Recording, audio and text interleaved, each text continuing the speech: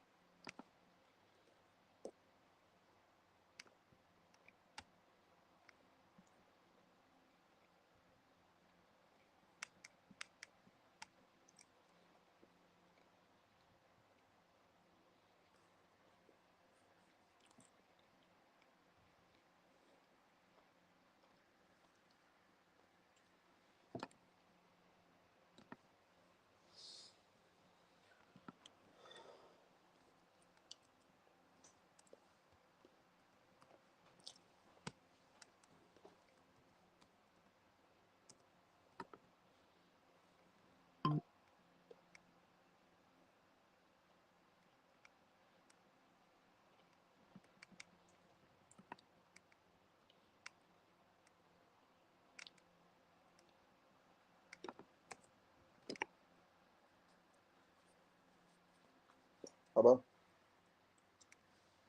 Ouais.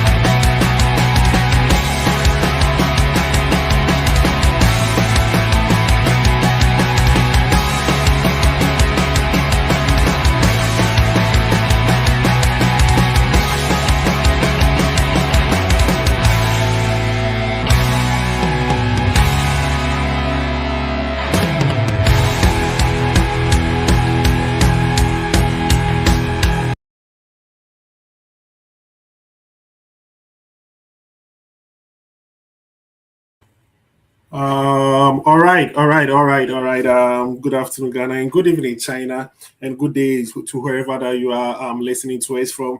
It's time for your favorite sports program, Sports Arena, and we are live on NUGS-CHINA Radio.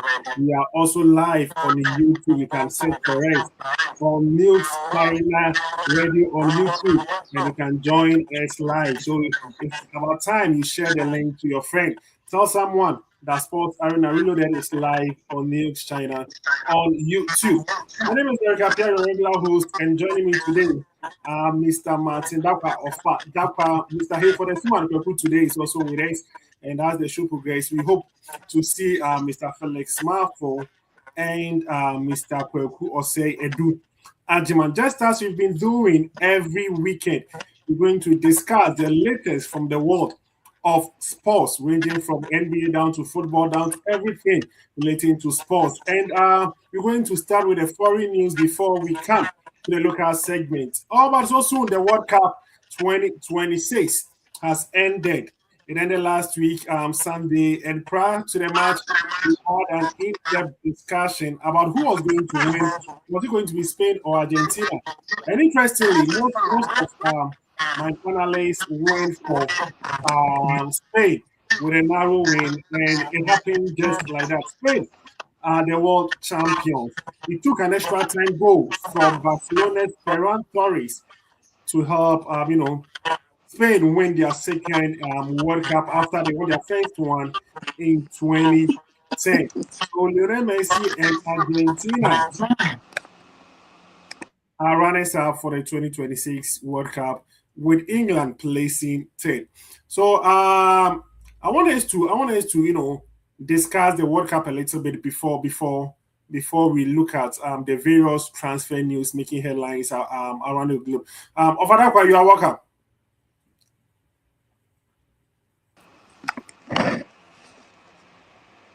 Yeah, Ofadakwa, can you hear me? Yeah, thank you. Thank you. Yeah, yeah. I hope you are doing good. Yeah, by God's grace, I'm good. I hope you're good too. Yeah. I've been good. It's been a while. It's been a while. It's been like 2 weeks. We've not seen you. We've not heard from you. You will come back from wherever that you went to. We miss hearing from you over. Where did I go? You know I where I don't know. went. No, unless you tell me. Me, I don't know. No, right. That's a styrofoam. Back this. We talk about that later. Okay. All right. Well, who today? You're also welcome. Thank you so much, Derek. All right. Well, I hope you are doing good. I'm fine, thank you. How All right. about you, please? Yeah, I'm good. I'm good by God's grace. Last week we met here and we were talking about the World Cup final between Spain and Argentina.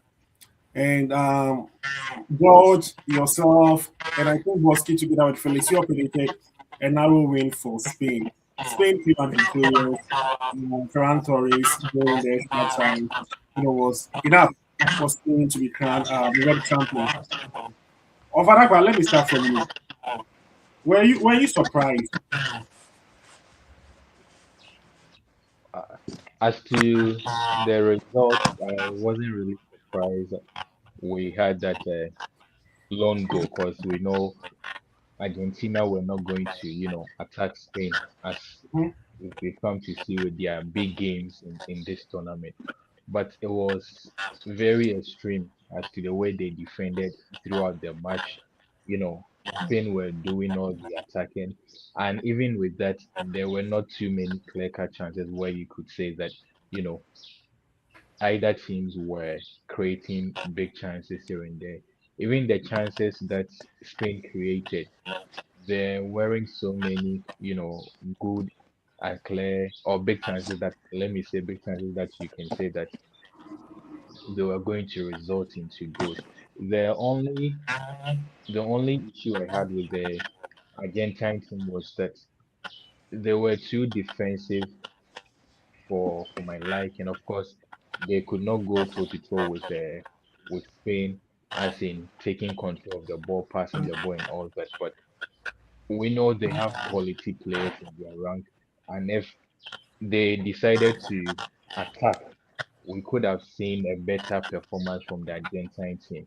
But they were most often sitting in a mid block, and sometimes they reverted to a low block, giving the ball to Spain. And I think that is one of the reasons why we didn't have so many, big chances in the game. But Spain are worthy winners right from the blast of the whistle for this World Cup. They were the better team, cohesion wise. They were the better team. Of course, France had good attackers.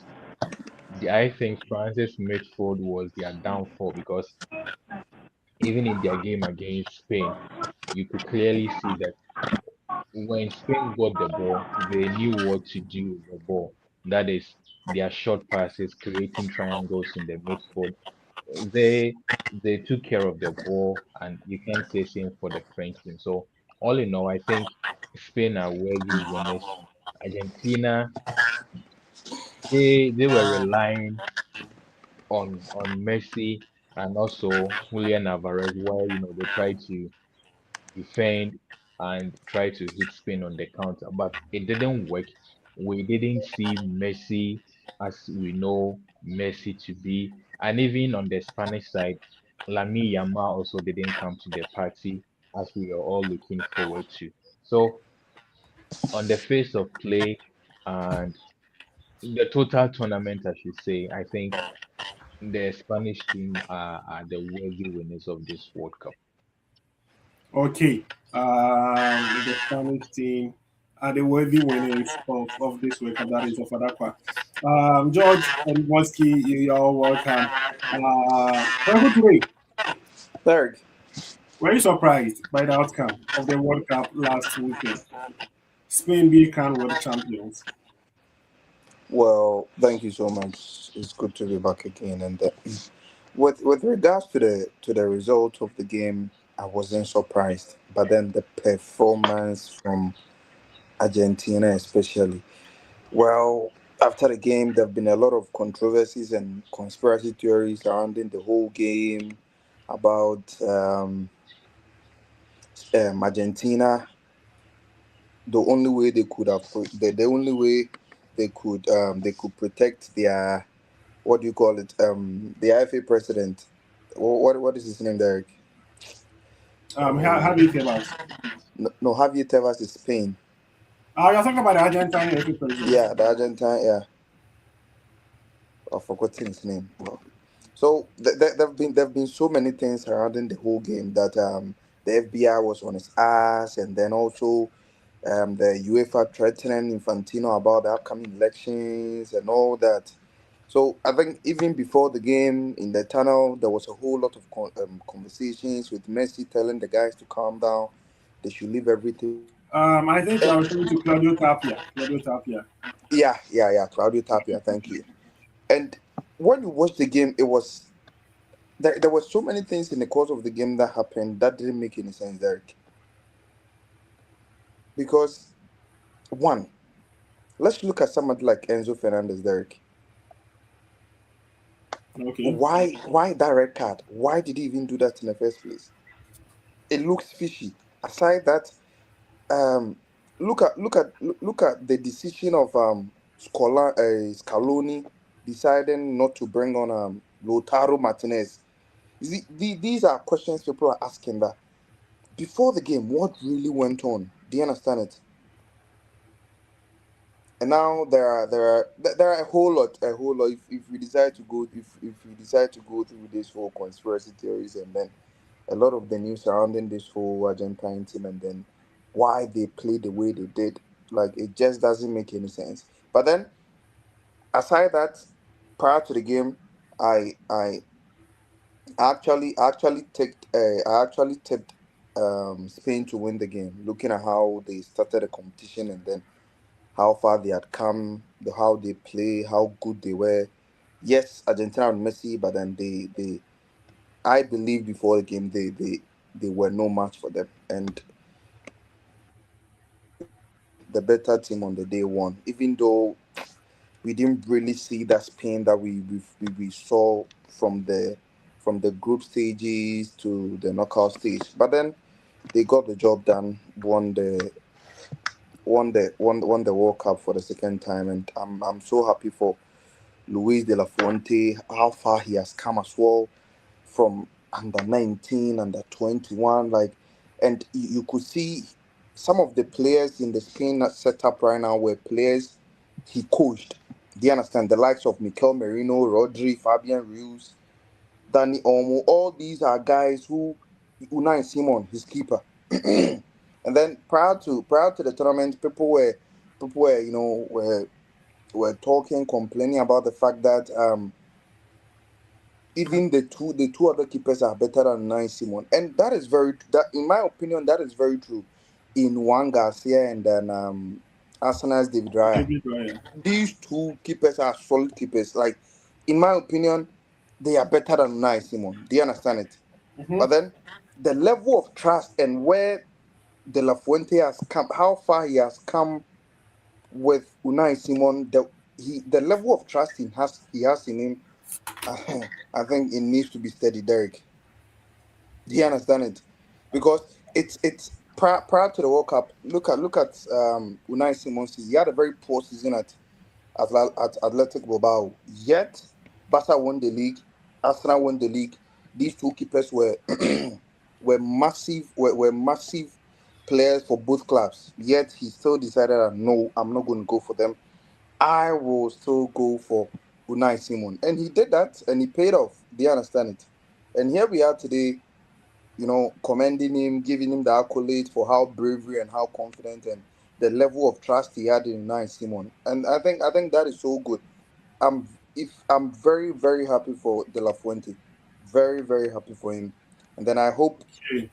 I think he has won the Euros, won the World Yep, Cup. yep, yep, yep. So I think he has done everything he can do, or he could have done. Everything has been achieved. Euros, World Cup, and okay, they didn't win Nations League, right? Now Portugal won the Nations League. Well, Nations League is not even any trophy, so let's just put it aside. They understand it. But then the Okay. most important trophies, Euros, World Cup, he has done it. Prior to Okay. prior to prior to his appointment, so many football fans didn't even know who he was. He's just a Mhm. youth coach. Do you understand? Yes. Under 19, under 17, under 21. That is the kind of coach he is. Do you understand it? And Yeah. yet look at what we've seen. We saw the likes of England under 20s manager, that Curtis Jones and Madueke, Anthony Gordon. I've forgotten his name. He even became a caretaker at a point before Thomas Tuchel. What is this guy's name? Hmm. He also had a similar path, thinking maybe if England could have tried him well, looking at the kind of ball and the style of play with even those young lads, I think it could have been something similar. But unfortunately for them, they decided that they will go after the names, and then here we are. Kudos to Spain, kudos to De La Fuente, the man of the moment. All the best to him, and then congratulations to Spain once Okay. again. Congratulations to Spain. George, Derek. last week you said it's going to be a narrow win for Spain, and it was a narrow win for Spain. Were you surprised, or you just maybe you had a change of mind when the game started, or everything that you were expecting played out exactly as you thought? Okay, so first and foremost, let me say good evening once again to all our listeners and our viewers. Yeah. So to the question, if I was surprised, of course not, because prior to the game, we all realized that, or we also pair the statistics that Spain were the better team on paper. So it was left with them to demonstrate that capacity on the field of play. Because in a whole tournament, you concede just one goal, you score more than 11 goals. It tells you that the team is solid, right from the goal post to the final third of their opponent. You realize that every department was just doing what they are supposed to do, making sure that they are heeding to advice. As Kweko was saying, De La Fuente has been with majority of these lads right from the youthful stage, so he knows them. Hmm. Now, to the goalkeeping issue that Kweko was saying, yes, in football, what people don't mostly understand is that if we are outside, maybe we go to the training grounds, you see the team train, and then you realize that, oh, this particular position, this guy does better than this. But then to be selected goes beyond just your normal performance on the field. How obedient are you to the voice of the coach, even from the touchline? There are people that might think that, oh, okay, we are there. So whatever the coach says, I'll go contrary. And that is what maybe would have been the issue. Also, trust, as Kiku said, is very paramount when it comes to player selection, especially in a critical area like the goalpost. If you've been with someone for a number of years, the kind of trust you have in that person is, is way higher than the others, because you know their weakness, you know their weak points. And so you are trying to map up a strategy based on the qualities that you have, right? So having this particular person in post, Unai Simon, yes, he had a bad season at Bilbao. The other two goalkeepers had great seasons. But however, you realize that De La Fuente knows Unai Simon personally, right from his youthful stages up until he got the chance, to climb up the ladder. So selecting him in post was very, it was very easy, especially when he played in the group stages that he conceded just a goal. It should tell you that no, the plan is working. So automatically he's going to finish up. Now, the whole Spaniard team, to me personally, on the final day, I didn't feel the tiki-taka style of play, the press, the counter press, we didn't feel because we know what they can do. We know what they are made of. But then I think every game comes with its own strategy. So probably that might be the cause. But then with the Argentine side, on paper, although the path that they used, they struggled. And their struggling tells us that they are not really compact. Right? They're not really compact when it comes to, the movement of the ball from the various halves. So you realize that they were playing, but then you play 90 minutes with no shots, no shot on target, nothing. It should tell you how bad they were. And it wasn't surprising to me at all, because in every game they play, they struggle before they win. And about two or three of them were, they won during extra time or after extra time. So it wasn't surprising at all. But then I'm just happy for the Spaniards, especially Marco Correa, having his first taste of a World Cup trophy. And he said he was going to retire from the national team if, which I think is just a joke. But then he said he will have a tattoo of De La Fuente's face on his arm. Probably, I think he'll get that done. Now he's a Real Madrid player, so I wish him good luck. But then the whole team, especially De La Fuente, doing such an amazing, putting up an amazing performance, cheering the guys up, telling them they can do it. Because if you look at the Spaniard team, they are very young, very Yes. young. They have a long way to go. So if they're able to play like this consistently, they are going to cause havoc when it comes to national team tournaments. So I think it's it's Okay. it's kudos to the guys, and then I'm happy for them. Okay. Thank you very much, George. Felix, a very quick one on the game last weekend. As I said earlier, you also predicted a narrow win for Spain, and the game ended 1-0 for Spain. Were you? I know you're not surprised because you predicted a narrow win for Spain, but then people are talking about how disappointing the Argentines were, especially their midfielders in Enzo Fernandez, McAllister, Leandro. In fact, the whole team, they couldn't control the ball. They couldn't just swing five passes together, among other things. Were you expecting that to happen, or you thought the Spaniards were just too stronger for these Argentines? A quick one on that. Yeah, Derek, good afternoon. I wasn't surprised. I think what surprised me most was actually the fact that the Argentines did not actually put up a fight, right? The Okay. fight that we know they have in them. Mhm. That's one problem.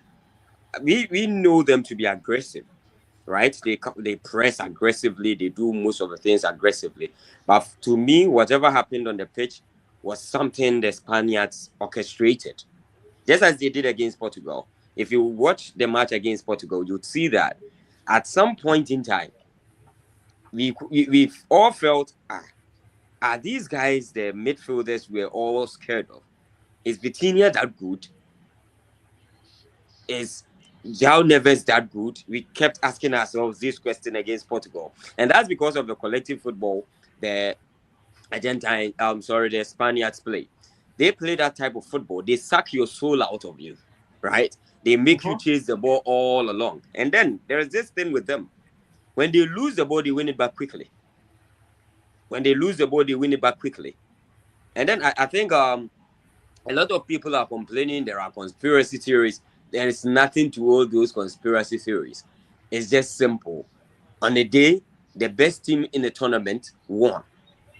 People think I even heard someone saying it was because they flashed the Malvinas belong to Argentina, this type of thing, and then nah, I don't think there is anything to that. On the day, the Spaniards played a good game. They played their game. They made sure Argentina played to their own capabilities, not to what Argentina wanted to play. But then I think after Spain had scored, it became apparent that the Argentines can do something. They showed character a little bit, but it was too late for them. And the red card, I think I also predicted a red card because looking at Yes. how Yeah. the Spaniards play, they like to keep ball to feet, they like to pass around, and then that can make you feisty a little bit. That can make you angry to yeah, that can make you angry. And then we know some of these Argentines for that character. They are not good sportsmen. Yes, people move around with the Messi is humble type of thing. Yes. Outside, yes. But on the football pitch, they like to disrespect their opponents a lot. So when they feel they are being disrespected, they act out. And that is what we saw with the Enzo Fernandez red card and everything. He thought he could act on a football pitch, but then Paul Kubasi showed him how acting is actually done on a football pitch. So I believe De La Fuente deserves all his flowers for how his team played because prior to the tournament, I remember you asked me a question who is supposed to win. I didn't tip the Spaniards. I Yeah. actually thought that their lack of attacking intensity, their lack of attacking cover would come to bite them when they meet the bigger guns. But they showed that you don't actually need an outright attacker. You don't need a Haaland. You don't actually need a Messi. You don't need a Cristiano Ronaldo. You need the entire team to win football matches. And that is something that I think I saw and I think I was very happy with. I was very impressed with how they played. And then Rodri, oh my God. Rodri. He was everywhere on the football pitch. That is what you need your defensive midfielder to be doing. Tackling Messi, tackling everyone. He was there, linking up play, was in the attack. Rodri was immense on the day. And then I believe most of the things that the Spaniards did on the day hinged on Rodri, and he performed excellently on the day. So I believe Spain won because they were the best side. Spain won because even prior to the final, everyone knew they would win. Everyone knew the Argentines didn't stand a chance against the Spaniards because we all knew from the start that the Argentine team were too dependent on Lionel Messi.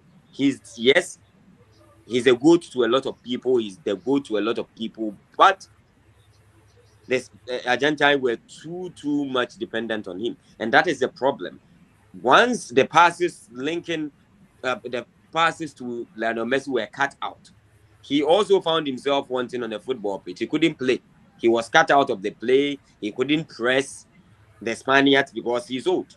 We get that, and that's where I have a problem with Derek. You see, this thing that we saw in the final with Messi, his inability to press. A lot of people are not reading meaning to it. But if it was Cristiano Ronaldo, that would be the topic after the final. Cristiano Ronaldo made Portugal lose because of his lack of press, because he Hey, was not pressing the defensive line. He allowed the Spaniards to play forward. All those things. If Cristiano Ronaldo had played 120 minutes of football without getting a shot on target, that would have been a problem. You see, so that is the thing. But I overall, I believe Spain has proven a very good, a very tough nut to crack. They were very good this tournament, and they deserve to win the tournament. Okay, they deserve to be winners. Mosky, Yeah, Derek. Yeah, I know. For you, you've been supporting the Spanish national team, so I don't want to even ask you whether you're excited or not. But then let us go to the play, the quality of football that the Argentines showed on that day.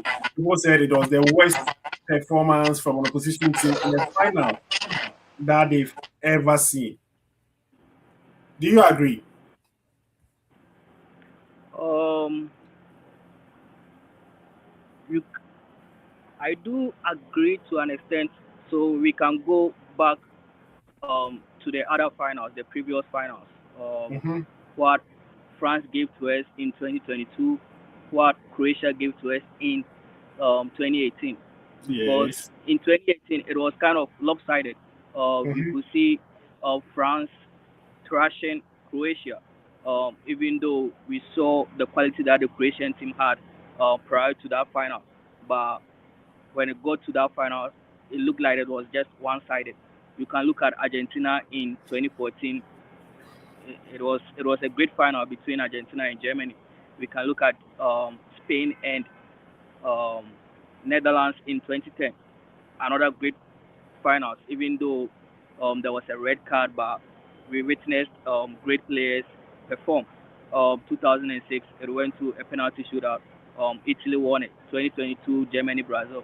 So when you look at all these matches and you compare it to um, the 2026 final, then you can't say that this Argentine performance was one of the worst because we've seen um, teams give us great performances.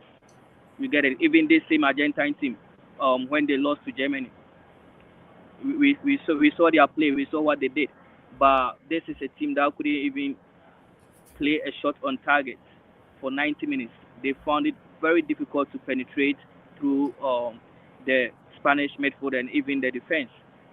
We didn't see anything from Julian Alvarez, nothing from Lionel Messi, arguably the best player of all time. Their fullbacks gave us nothing. Their midfielders gave us nothing. They were just soaking the pressure, just waiting for the game to go to penalties. But this was a Spanish team that knew what they were doing. Let's continue to put pressure on this Argentine team, and eventually they are going to falter. And it happened in the last minute. The game should have ended in 90 minutes. Looking at the play and what the Spanish team was doing on that day, it should have ended within the normal regulation time. But it is football, and the Argentines made sure that they didn't. They made sure that um, they didn't concede, and they didn't concede in normal regulation time, but eventually they fell in extra time um, from a Ferran Torres goal. Looking at the midfield, it was really difficult for. We all knew the Spanish team was going to dominate, but not to that extent because prior to the game we saw what the Argentine midfield did to the English midfield. McAllister, Enzo Fernandez, Rodrigo De Paul, Leandro Paredes. So we knew that at least they are going to show their work, give the Spanish midfield a good run for their money. But it didn't happen. It was just a Spanish team that were too stacked, and the Argentine team couldn't do anything about it. And we could have played the game for days, and still it was going to end up the way it did. It was just pure quality and technical brilliance from the Spanish side. All right, it was just pure quality and technical brilliance from the Spanish side. That is Bosky. All right, quickly let us go away from the World Cup. Of course, you know that the regular season is about starting. The normal football season, as some people call it, is about starting. You know, not everyone is interested in the international break. So certain clubs have started reporting for preseason. Others have even started their preseason games. Manchester United have, played a match or two, and so have Liverpool, among other things. People are saying that Joshua Zexi is on form. Joshua Zexi. Before we bring the latest transfer news, Felix, you are smiling backstage. Joshua Zexi. We saw that goal. Sexy Zexi. It was a sexy way of scoring the goal. Yeah, Yeah, sexy, yeah. sexy, It sexy. was the goal was sexy. I didn't have to say it. You see that you are saying it yourself. It Oh was a yeah. very nice goal. I think Mhm. he's known for that. He plays that type of flair with flair and those type of football. I think that's what he's known for. So So Zexi stays. Zexi stays. This season he's going to get enough playing time. oh, Manchester United are going to play a lot of matches this season, unlike Okay. last season that they were limited to only one competition. So I think Mhm. with a player like Zexi staying, it helps. I think Marcus Yeah. Rashford coming in, Zexi coming in. We've had a couple of midfielders also come in. So I think it will be good for the overall performance of the team going forward. Okay, it'll be good for the overall performance of the team going forward. Just a kindly reminder that the show is Sports Arena Reloaded. If you have joined us on YouTube, kindly like, you subscribe, then you share. We have a message from Groovy Farmer. He said, hello team, good evening. Good evening to you too. I'm Groovy Farmer. Thanks for joining the feed. And don't forget to share the link for others to also join. And as I was saying, regular season has started. But before I bring you the latest transfer news, let us do a little bit of women's football. Ovadagwa, Eh, yeah, over. Women's football is also back, and interestingly, there have been some movement in the transfer window this season, and I think the surprise one is Sama Parallelo of Barca Feminine. We all know that young Spanish player, the winger, Salma. yeah. Yep. Her contract with Barca ended and she refused to sign. She was linked to a couple of clubs, including Arsenal. But then this week, Sama Parallelo decided to sign for Olympic Lyon, um, 4 years till 2030. Were you surprised? Because when it comes to men's football, of course, Leon they are a powerhouse when it comes to women's game, but only few people know about that. Sama Parallelo to Leon. Was it a right move from Barca to Leon? Is it a step forward or a step back in her career? Well, Kovi, when you come to the women's football, obviously, Olympic Lyon is bigger, a bigger team in Mm-hmm. terms of pedigree, in terms of trophies Yes. than Barcelona.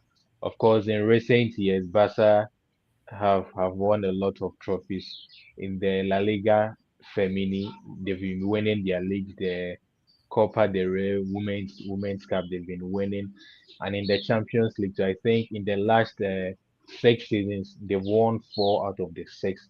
So Barca are a good team, but when it comes to pedigree in women's football, Lyon are still the benchmark. You look at the Barcelona team, and one thing you realize is that they are not paying their players well Yes. because for this window, Mapi Lyon has left the team, Mm-hmm. Ona Baje has left the team, Yeah. their captain Alexis Putayes has left the team, Yeah. To London Sama City. has also left. So these are four of their key starters that have left the Barca team. The women's game is improving, and after their time playing, they need to be okay.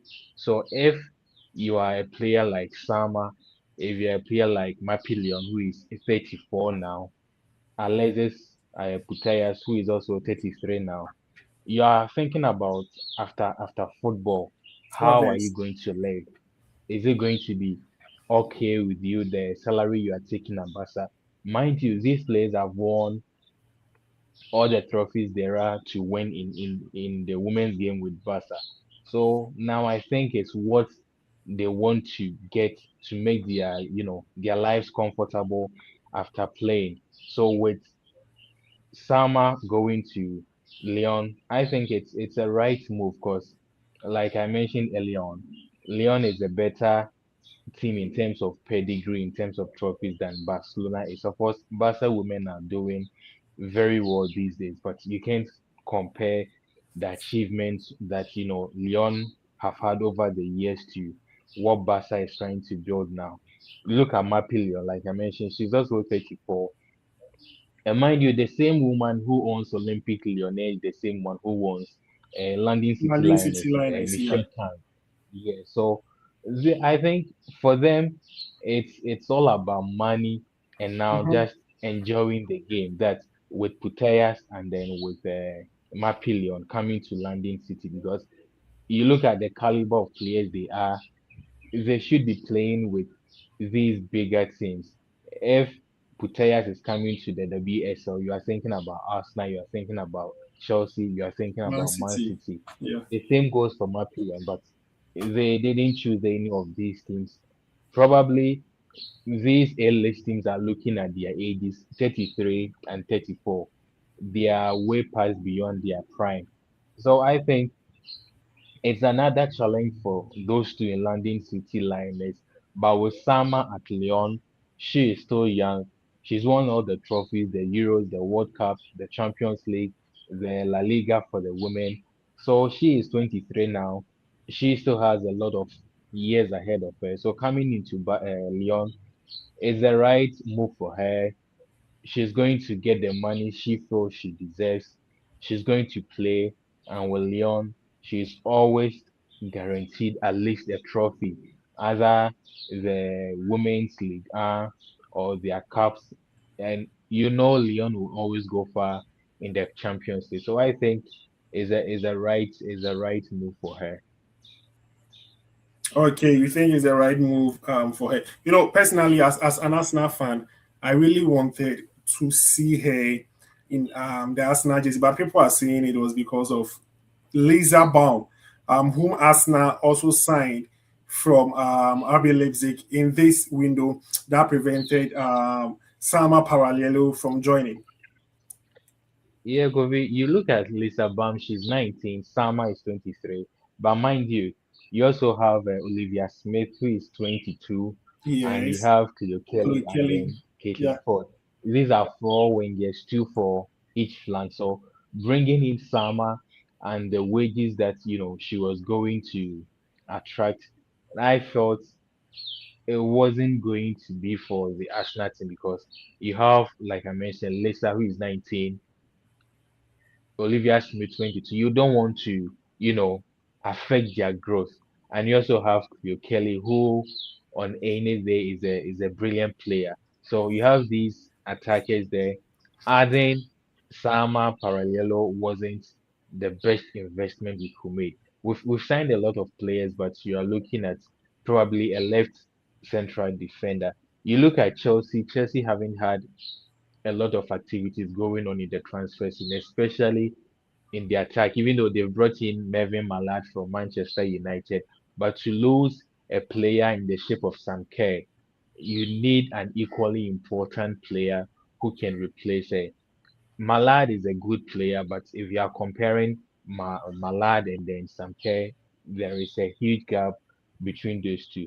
Mallard has, played under Sonia Bonpastor and Leon, so she knows how she's going to use her and get the best out of her. But if you are losing Sam Kerr and with Ramirez, the Colombian lady, she's a good Yeah. attacker, but she's been battling a lot of injuries. We didn't see so much of her last season.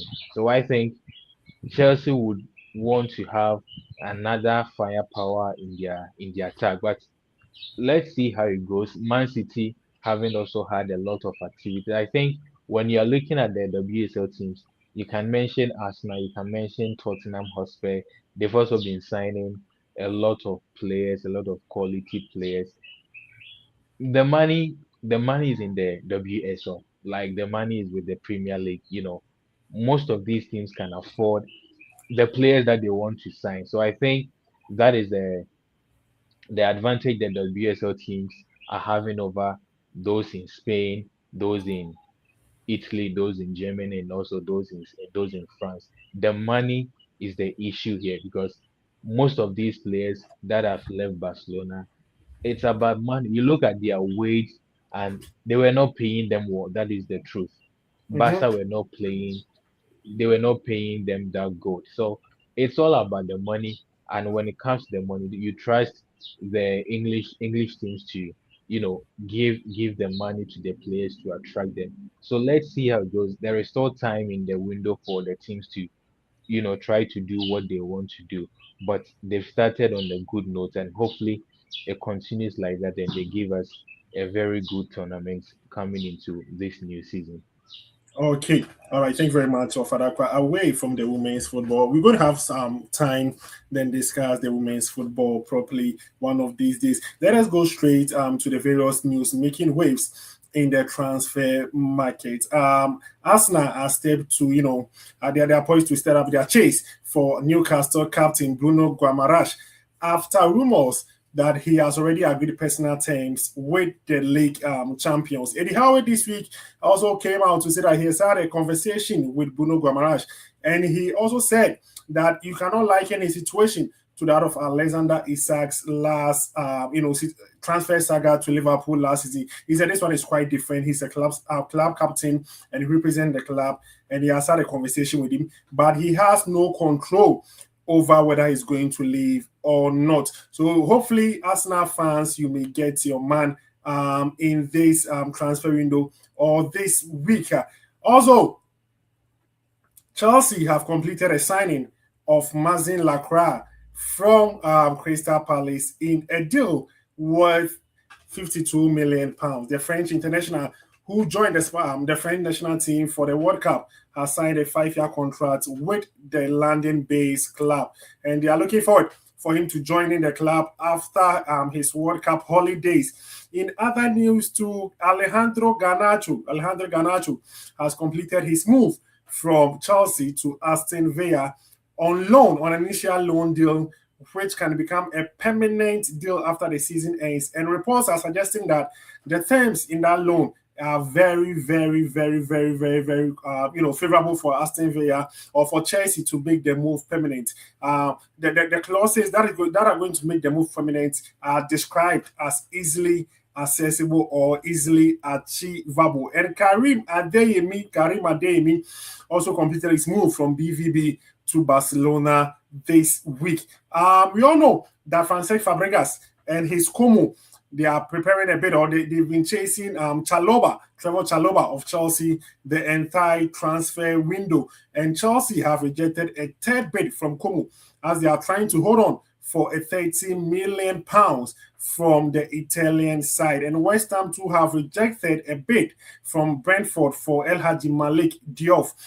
Real Madrid, surprisingly, I think this came as a surprise to many of us this week. Madrid are eyeing Diamonde of RB Leipzig, and they've already sent 100 million, offer, which has been rejected by Leipzig. We know earlier on the season, Liverpool sent a similar offer, which was rejected, and we know that PSG too have been following the Ivorian international for some time now. Madrid have entered, the chase, and they are looking at signing Diamonde from Leipzig. So is it going to be Madrid or PSG? PSG have agreed personal terms with Diamonde. Real Madrid have also agreed personal terms with Diamonde. Madrid have had 100 million offer rejected from RB Leipzig, but they are poised to return with another offer. And people have also started speculating that the reason Madrid have started chasing Yan Diamonde is because Vinicius Jr. might leave the club this summer. Vinicius Jr. might leave Real Madrid this summer. And yesterday, reports came in that Arsenal are exploring the chance to sign the Brazilian should the opportunity arise. We know that Vinicius is left with a year on his contract with Real Madrid. Negotiations have stalled since last season. Madrid risk losing the Brazilian international on a free transfer next season, or they can decide to cash in on Vini Jr. this transfer window. So is it going to be Diamonde to Madrid, then Vinicius to Arsenal? Or you think people are also speculating that the Arsenal deal is just a small screen for Vinicius to get whatever contract that he's holding out for from the Madrid-based club? And Bradley Barcola has been cleared to leave Paris Saint-Germain. Bradley Bacola has decided that he's not going to extend his stay with the Parisian club. And Liverpool are seriously in contention for his signature. So is Bacola going to join Liverpool now that he has decided not to renew with PSG and move from PSG? We know that Arsenal too have been interested in Bacola for some time now. So is it going to be Bacola to Arsenal or Bacola to Liverpool? And reports coming in, I said that PSG valued the player around 150 million. Because they are saying that if Morgan Rogers moved for 170 million pounds, British record, and they think Bacola is a better player than Morgan Rogers. So the price tag for Bradley Bacola is 150 million. Into our 150 million, now they are for Bradley Bacola.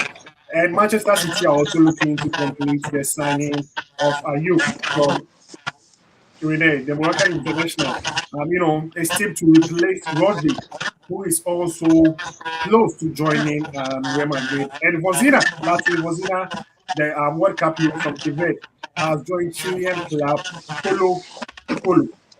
So these are some of the, transfer news making waves around the globe currently. Let me go straight to my panel members and we'll discuss the various transfer moves among other things. Let me start from you, John.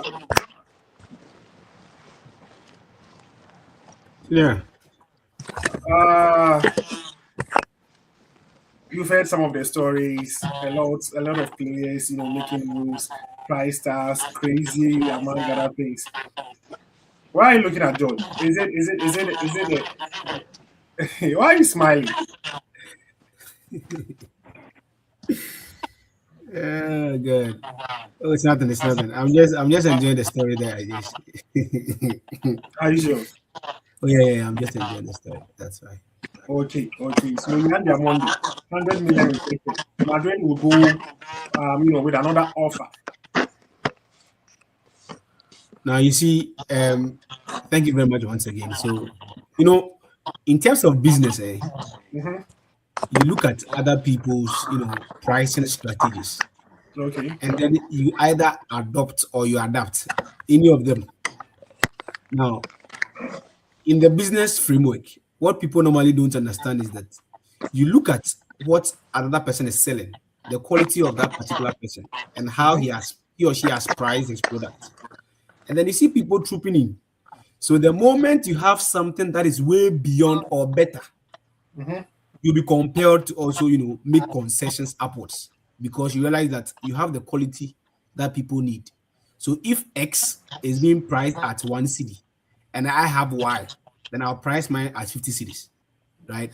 So that is what people don't understand. I think last week when we were having this conversation concerning the price tag of the players, the amount, how we bought, what's his name? Morgan Rogers. Yeah, Morgan Rogers. Yes, people were like, yeah, their price is huge, but then that is where we find ourselves now. In this contemporary, football transactional, space, that is where we find ourselves. They just quote their prices. If you can buy, if you can, you buy. If you can't, you move away. It's just very simple. Now, people might think that maybe it's a seller's market. Exactly.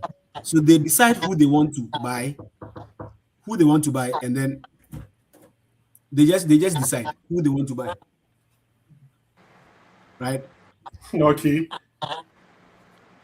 So what people don't really understand is that they might think, the player is not worth the amount they are quoting or they are pricing. But then it's their business. If you want to buy, you buy. If you can't, you move away. There are other Intebe players out there. Of course, Scotland, Scottish Premier League. You go to Rangers, Aberdeen, Hamilton, Heart of Hamilton. You get players to buy. Go there. If you think you don't want that one, you can come to Ghana. We'll give you top. Yeah. Exactly.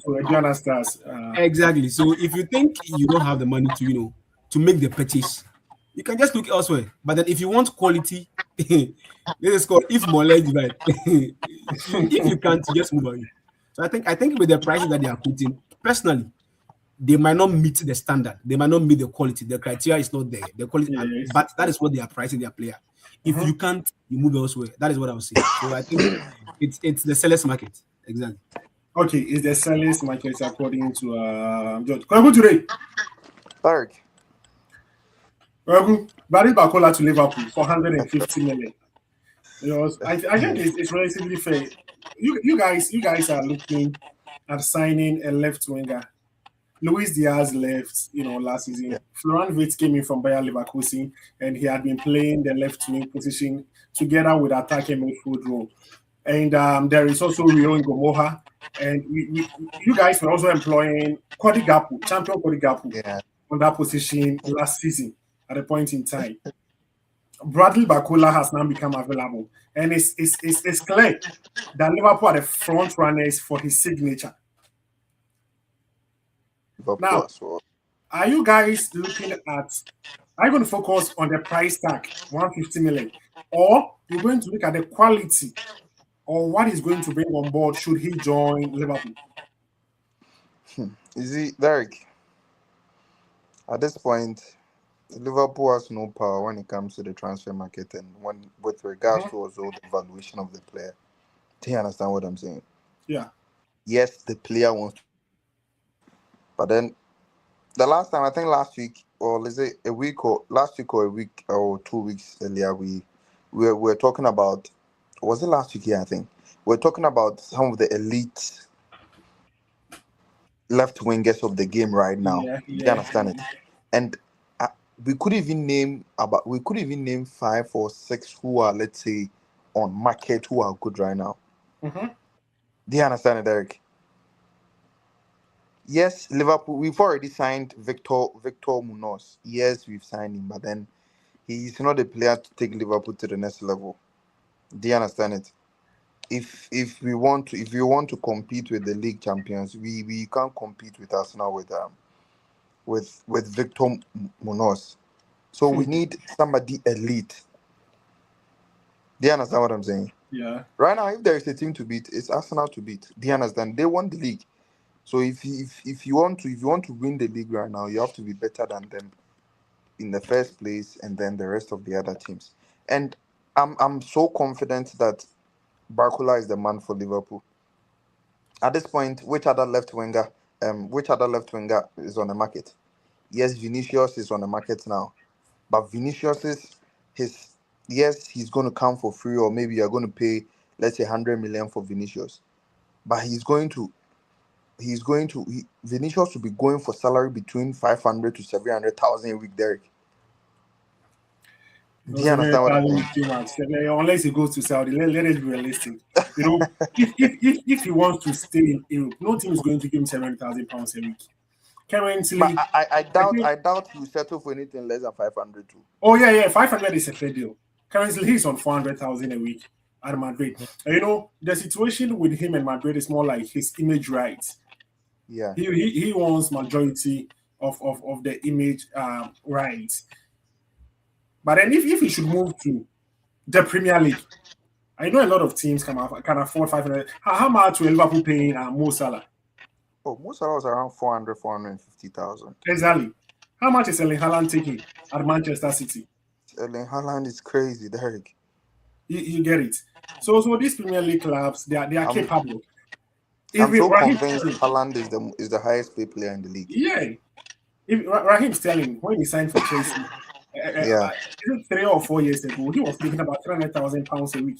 That was 3 years or Mm, so ago. very true. Or four Very years true. ago. So they can. They can. But 700 is outrageous. Well, let's say But I 500. think I think I think maybe realistically, if any Premier Leagues is to sign Vinicius, realistically, it's going to be between 500 to maybe 600, Derek. 500 is okay. 600. Nothing below 500, Derek. Yeah. So back to Bradley Bacola. And you know the funny thing, Mm-hmm. was it in the course of the week? There was this news from, was it Ben Jacobs or Fabrizio, that the Vinicius Vinicius Hey! is can you hear me? Yeah, I can hear you. That the agent of Vinicius, I think, Ross offered Nation. Vinicius to yeah, we offered Vinicius to Liverpool, but they said nah, he's not their target. I was like, hey, Liverpool, no, who are those? Who are those there, Charlie? Hey, because how did you tell me that Vinicius is not the one, but Bradley Bakula is the one? Hey, Charlie, this level of confidence and conviction, Derek, it needs to be steady though. Vinicius offered Man, to well, Liverpool, and Liverpool rejected him. yeah, That's interesting. that they want Bradley Bakula rather. He's their main target and Yeah, he's the Bakola, player they Bakola are is the going name. for. So right now with Bradley Bakula, Liverpool awaits the final indication from PSG on the price. Do you understand it? Mm-hmm. And then as Fabrizio said, like, as soon as Liverpool gets all this necessary information, the situation is going to develop, and then in the course of the week I think by by by a week today we will know where Bradley Bakula the team is going to play for come the upcoming season, and it's likely to be a Premier League club, Arsenal or Liverpool, one of them. But it looks like the Liverpool want him so much. Arsenal have made inquiries and all that, but I'm not sure they are serious as they are as compared to Liverpool. But then anything can happen.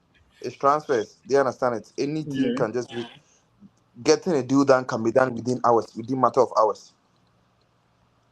So and the price tag, hmm, I think 120 will be fair, Derek. Between 100 to 120 will be fair. I think Yeah. that'll be But, okay. but what you guys should know is that he's going to come in for a British record fee. The current one stands at £117 million. Morgan Mm, Rogers from Aston Villa to yeah. Chelsea. So it's not going to be anything less than that. So let's say maybe 120 for Bradley Bacola. Wow. Wow. Hopefully it's in euros though. If it's in euros, then it means it's less than. If it's in euros, then you guys are paying 150 million. 150 million is quite a lot. I'm not gonna lie, but between 100 and 120, I think it's okay. Like per today's market, Derek. This is it is what it is. This is where we find ourselves now. Like Arsenal started, Arsenal continue. Liverpool, look at what we did last season.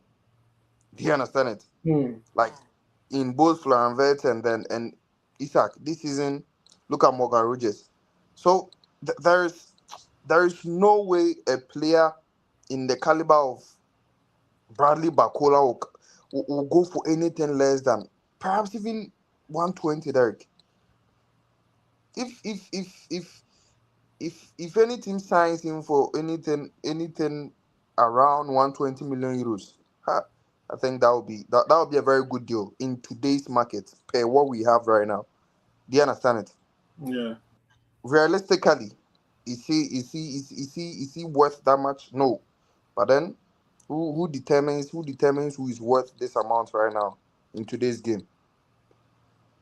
The team who wants to sell, they have the bargaining power and everything. So at this point, Salah gone. We really need him. We really need him. We really need him. Ekitike too is out for a couple of months. He will not be back perhaps till maybe ending of the year or so. So Bradley Bakola will be a very good inclusion to the team, and I'll be very happy if Liverpool can get a deal done, move on to other positions like centre back, full back, and just maybe midfield, just maybe. So let's see how it goes. We won today. It wasn't that bad. I think quite impressive, even though we've not started the season, but two centre backs are out. This is a warning to Liverpool. I don't know. We've been very down and dormant in the current transfer market. There is a new manager. We need to get deals, transfers done as soon as possible. Get players to come in for preseason. He works with them before the league starts. I just hope this we won't have this Isak issue again, where we will have to drag, move into the season weeks. The player is not even ready for preseason and all that to even start even a competitive game. I just hope we'll be able to avoid something like that this season. This season, the boys, everybody will be fresh, everybody will be back. Florian Wirtz, we are going to see the best of him. Isak on the other hand, and Gomoha is going to have a lot of playing time this season as well. And with hopefully Bakola comes, meaning with someone like Kodigapo, we've seen Kodigapo with competition and without competition. With competition, he's one of the finest. Without competition, he's just like Martinelli or any other player. So hmm, hopefully we can get this deal done as soon as possible. He'll become a Liverpool player. Mo Salah's number 11 is waiting for him, and then he'll put the jersey on, and then Anfield night, Wednesday, European night, Bazen singing his name. That is what we want to see, Derek. Okay, singing his name on a Wednesday night. That is what you want to see. Let's see how that materializes for you, Liverpool guys. Felix. Yeah, Derek. Yeah, a lot of transfer news making waves this week. Mm-hmm. Bruno Guimaraes deal to Arsenal almost complete. Ian Diamonde, you know, between Madrid and PSG, they are fighting for his signature. Liverpool and Man City are also lagging behind, and there is also Garnacho, Alejandro Garnacho to Aston Villa. I don't know what happened to this guy. Is he moving backwards in his career from United to Chelsea now to Aston Villa? And Karim Adeyemi too has been signed by Barcelona. Arsenal are eyeing Vinicius Junior. Madrid, as I said earlier, for Diamonde and possibly for Rodri. City for Bayu Buadi. Yeah. Derek, let me start from where Kweku today just ended. Okay. I don't know why he seemed to be too upbeat about Bradley Bakola. I don't know. I don't know if there is this situation of in the land of the blind where one-eyed man is a giant type of thing. Because honestly, Felix, who do you go for right now? That is the question. no, not a who do you go for. You can't. You are turning into a Manchester United. Hey, You see, what do you mean some by time turning back. to Manchester United? Yeah, some time back. Not in terms of stature. In terms of stature, they can never be asked that though. But in terms of Let's transfer not go strategy, there, please. in terms of transfer strategy, they are turning into Manchester United. And this is why I'm saying it. You see, they seem to be starved of left wingers so much that Kweku today is willing to allow 120 million pounds for a player like Bradley Bakola. A Let's player just like go and check his Bakula. stats Okay. from last season. I believe Cody Gakpo Okay. has a better output than Bradley Bakola. Oh wow. He can only run with the ball. Yes, he scores some goals, but it's because of the league he plays in. Just go and check his statistics. You'll notice that I think last season in the French Liga, he scored 11 goals. But then the big chances he missed in both the Champions League and the league itself combined would that give you about 25 or 26. That's too much. He misses too many chances, and most of these chances are big chances, one-on-one chances. He doesn't do enough. He just runs with the ball. Last time we were talking about Noni Madueke for Arsenal, and I believe they are both black. They both have, they are both having this cornrow type of hair. The only difference between this guy on the screen right now and Noni Madueke is that one is English, one is French. Last time we were talking about how Madueke seems to forget the length of the pitch and sometimes run out of space. This is the same type of person. I don't see why all of a sudden the transfer window has become bloated. Players who should be going for 30 million, 40 million are now going for huge sums of money. 120, 100. Now they're saying he's 177 million euros for Bradley Bakola. Madrid are bidding 100 million plus for Yan Diamonde. And RB Leipzig seem not to be budging. Why? Because we are inflating the market too much. We are buying some of these. Listen, that's the same thing. You don't buy him this season, and next season he starts performing abysmally, and you're like, so he's not worth that. That's the whole problem. There are some of these players that have been, their valuations are being inflated. It's too much. Bradley Barcola doesn't deserve £100 million. To me, he does it. He's 50 million at best. But looking at the transfer window and things that are happening here, things that are happening in the transfer window, where players would come in and then command a huge transfer fee, come and then that transfer fee becomes a burden for them, and they are unable to perform. That's the problem. Barcola at 24, 23, 24, commanding this type of fee. Now, Derek, yesterday I was just there and then I saw a news article on Arsenal trying to go in for Vinicius Jr. I was just like, what? Who gave these people ambition? Now all of a sudden Arsenal have ambition. Yeah. Fellas, you didn't tell me today, Charlie. No, but Koku today is funny. Yesterday I just read the whole thing and I'm like, who gave Arsenal ambition? No, all of a sudden these people, they have ambition. So let's take for instance that if Liverpool are paying £120 million, let's take 120 million because I'm not sure Liverpool will go £150 million for Bradley Barcola. Let's take £120 million, and then all of a sudden, Vini Jr. becomes available for Arsenal. How much do you think Real Madrid are going to ask for Vini Jr.? Because there is like a day and night. No, with a year left on his contract. I know. There is a year left on his contract. You're talking about quality here. Oh, yeah, quality. That's why 120 will be fair. Yes, it's more like day and night between him and then the guy. Oh, so yeah. Forget about, this is that. We are talking about players who would give you better output. And then I'm saying, if I'm lying, maybe Koku today can say that. I think when it comes to their output, Cody Gakpo is a better player than Bradley Barcola. Yes, Bradley Barcola will give you width on the wings with the type of play, with the type of runs, and I think his football is better suited for the Premier League because, yes, wing play and everything. He'll give you, yes, he'll run with the ball and all that. But does he perform or does he give you a lot in terms of assists and goals? And that's a big deal for me. He doesn't. Don't you think there is more room for him to develop under the right environment? At this point in time, are you willing to wait for him to improve in the next 3-4 years after paying 120 million for him? Felix, now the question is, who do you go for? Okay, let's say you are. Let me ask you. Who do Liverpool go for? That is the question. I would rather Dwayne than Barcola. That's me. I think Dwayne is untouchable. I know that, but I think before this, Barcola sounded or looked more like an untouchable to me. But now they are putting a price tag on him, which means if you get the right price, you get him. I believe Dwayne is better than Barcola. That is very true.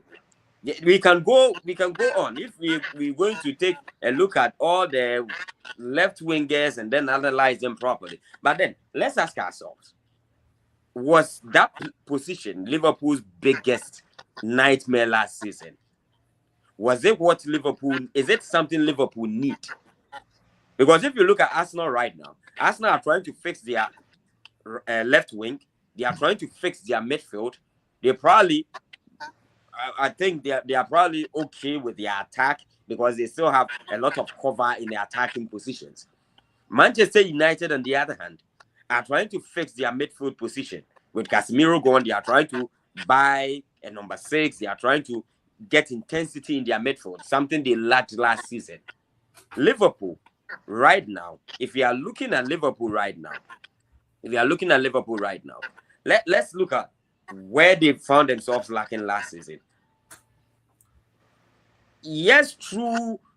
Last season, you had a lot of problems with the left wing position, but I don't think that's where you need, because right now you've seen the defensive partner of Virgil van Dijk leave.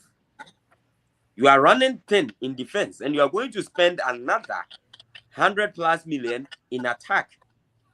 Salah is gone. That is a problem. I think I'm not a Liverpool fan. I wish you crumble and fall. I wish you just fall like Chelsea did last season. But to make the whole Premier League, the intensity in the league, the whole Premier League is the best league in the world type of moniker that we are getting in the league depends on Liverpool performing. Depends on Manchester United, the Manchester Cities, the Arsenals, the Chelsea's all performing, being on their game, right? And I don't see Liverpool going in there spending 150 million pounds like they are requesting right now on a Bradley Barcola. That's not it for me though. That's not it for me. I believe they should find there are a lot of people on the market. Go to Brazil, you'll get a lot of wingers there. Go to other markets, find someone who you can purchase and hope to build. Because if you are putting that price tag on Bradley Barcola, when he comes in, you are not going to expect him to sit down and then build. No, he's not going to develop.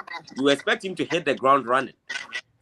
That's why people were saying that Victor Gyökeres didn't perform last season. He did perform last season. He scored goals. I think Gyökeres had about 20 goals plus. But looking at the valuation, people didn't expect him to come into Arsenal and then struggle. They wanted him to come and then perform because of the price tag. That's the same thing. And that's too much of a weight to put on a young man's shoulder. Because Liverpool is big. They were expected to perform last season. They did not. You want to come back performing, and then you put that amount of money. If Liverpool would, then they should go in for Vinny Jr. for that amount, because Vinny Jr. would come in, and then he'll come and perform. Putting that price tag on him would just like Manchester United has been doing, Derek. You see, we come in, we put that big amount of money on that young player who comes into the team, and then a lot is being asked of him. He can't perform. All of a sudden, 2-3 seasons, he's still struggling. You have to let him go. I believe Barcola doesn't deserve that much. And if Liverpool go in there, spend that much on Barcola, they will end up regretting it, because that price tag would be a huge burden on him, a burden he might not be able to surmount in a short amount of time. Then Derek, Barcelona, Karim Adeyemi, Anthony Gordon, Rafinha. Who is going to play where? I think people have started, saying that Rafinha might leave to Saudi, considering his injury records and his fitness.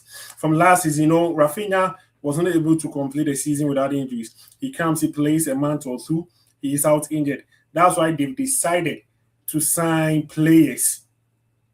Anthony Gordon, Karim Adeyemi, for that left wing role that Rafinha has been playing. The right wing belongs to Lamine Yamal. Then is it Ronnie Baggi? Yeah.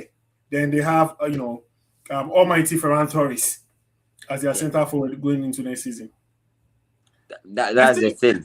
Yeah, I think they are still short up front. Yeah. Seriously. You are buying players with the same type of quality. And then we are saying maybe Rafinha might leave. Maybe he might not. So you have 3 players, same skill set, same type of play. Rafinha being the top dog there because Rafinha is better than both, right? And then you are going to run thin in the middle of the pitch because you don't have a striker. Ferran Torres is not exactly your type of striker, a striker you'd want to depend on, unless you are playing the type of play the Spanish national team been playing. Then you'd say, yes, he's good. He's good for it, because in a game where everyone is in the middle of the box with him running off defenders and creating opportunities for others, he can. But if you are going to look for a Lewandowski type of striker in Ferran Torres, you will not get it. If you are struggling for goals, if you are struggling for chances, I don't think Ferran Torres is the one you're going to depend on. You need a striker, right? So with them going in, buying Adeyemi, buying Gordon, leaving the center of attack thing, it's something that I don't actually understand, but I believe maybe they know what they are doing. Maybe, and in Spain, everything can go. In Spain, you can play with anyone as striker and they can score goals. So I believe that is okay for them. But I also believe that the type of transfer window that we are looking at is going to be problematic for some of these teams to purchase players that they want. Because the moment you tell a team that I want this player and they know that you need that player, they start slapping some price tags on those players that they don't actually deserve. These price tags are becoming something that we should imagine.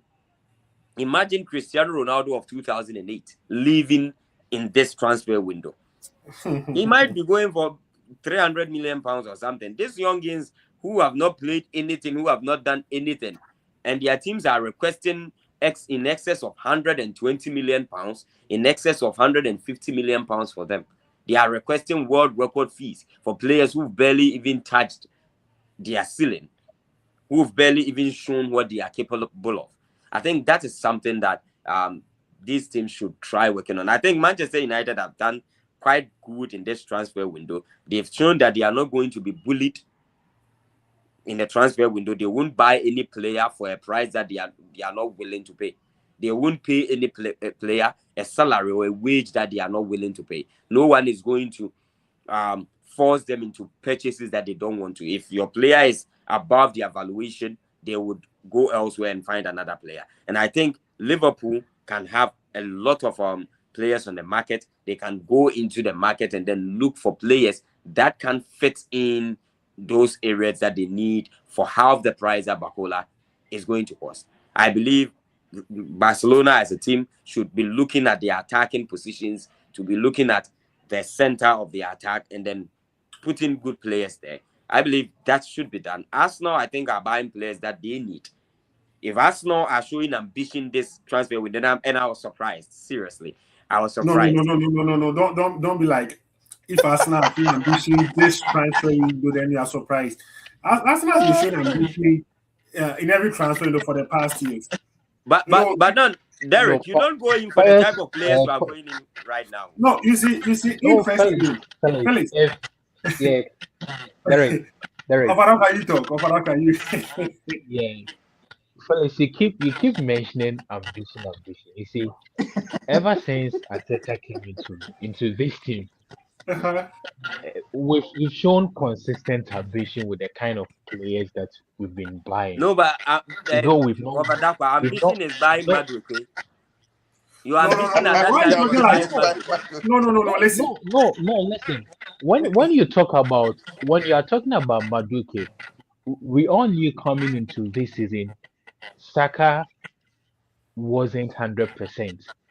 And you can't go and sign an A-list player for him to come and be a bench warmer. But Wiki accepted that if he was coming in, he was going to be a backup to Saka. And mind you, last season Saka didn't play most of our games. It was Madueke who was playing. So if you are talking about ambition, even Madrid do not have quality 11 throughout their entire starting lineup. So you wouldn't have a team where from 1 to 11 they are all A-list players. You can have that.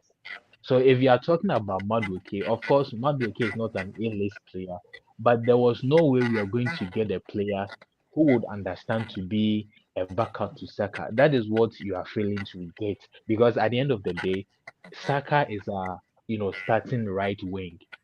Madueke also is a right wing. He coming in, he knew that he was going to be an understudy to Saka. That is the rationale behind us signing Madueke, and it proved to be, a good risk because Saka played not, I think not 60% of our games this season. So if you are looking at from that tangent, we were not bad with signing Madueke, and like I mentioned, there is no team that you're going to have A-list players throughout your entire 11. Even the Barcelona of 2009 did not have A-list players from 1 to 11. The golden team of AC Milan, Ajax, you can have it. So sometimes there should be a trade-off and also players understanding that they coming in, they are not going to play as much as they would want to play, but they are going to play a certain amount of games. That is the rationale behind Madueke. And you talking about ambition. Let me ask you, Arsenal were not winning players, but our own money. Right from the time Ateta came in, we've been signing players. We could go a season where the only player Arsenal was signed was Peter Cech, a goalkeeper. We all knew we needed players, but Arsene Wenger would tell you, "I'm okay. I need just a goalkeeper." Then we're not showing ambitions. That time there was no ambition whatsoever. But if you are talking about ambition now, Arsenal have shown consistent ambition for the past four, 4 years. 5 years. I hope you are getting. So if you are talking about ambition, it's not like it just came out of thin air and now you are trying to buy players. That is, if you say that, then I wouldn't agree with you on Thank that you very tangent. much, Ofadakwa. Oh, You said it very well. Obadapa, I agree with you. But I'm talking about ambitions. We have different levels of ambition. Okay. Going in for one of the best wingers currently Mm-hmm. is a whole new level of ambition. You should understand Then Hessel, that should tell So you you could that have, what you've shown over the years, that. what yeah. you've My shown evidence over here, the years, what you've shown over the years is what we are trying to build upon. Yeah, yeah, I So, understand. like you said, of course, I understand you. levels of there are levels. So this is big time league that we are trying to enter. So let's see how easy. When I read the tweet of it, I had to go to David Orstein's page, try to It's check not a his parody. followers to make sure You see, you thought it was a lie. Oh yeah, it's to true. No, to listen, make sure. you know something. Ofadakwa, I also did the same thing. When I read that You're Arsenal doing a exploring, parody a move account. from Vinicius, I was like, is this David Austin's real account? Let me check again. I have to double check to see that I'm not reading from a parody account. But for you to say Arsenal are announcing ambition for that, I doubt. Arsenal bought Declan Rice 3 years ago in excess of 100 million. That was about 3 years ago. That was ambition. That was an ambitious signing. Fending off the likes of Manchester City, who were favorites, who were a better team than Arsenal at that time. Arsenal showed ambition. Over the past years, they've been trying to build on whatever thing that they achieved the previous season. Last season was Victor Jokeres, Madueke, and Eze signing. It was an upgrade on the previous summer where we went for Raheem Sterling, then Mikel Merino, then this season, Arsenal are yet to make a major signing. Christoph Solis is in, but Vinicius Junior elevates the entire Arsenal team to a new level. Post Alexis Sanchez, Arsenal have really struggled to get the better fit for that left wing position. After Sanchez, there has been Mkhitaryan, some people describe as the worst transfer, swap deal of all time. That is it Mkhitaryan, Alexis Sanchez swap. People are saying that is the worst swap deal that has ever happened in the history of football. Mkhitaryan came in, he did a couple of things, one or two. He couldn't perform. At a point in time when Arsenal had Aubameyang, Lacazette, Aubameyang used to play from that left wing position before he also, moved to the center forward role. Willian also came in at a point in time. We've had Martinelli and Trossard for the past 2-3 years. And it's been a position that Arsenal have been looking forward to strengthening. But they've always been, adamant. They've always wanted a proper upgrade.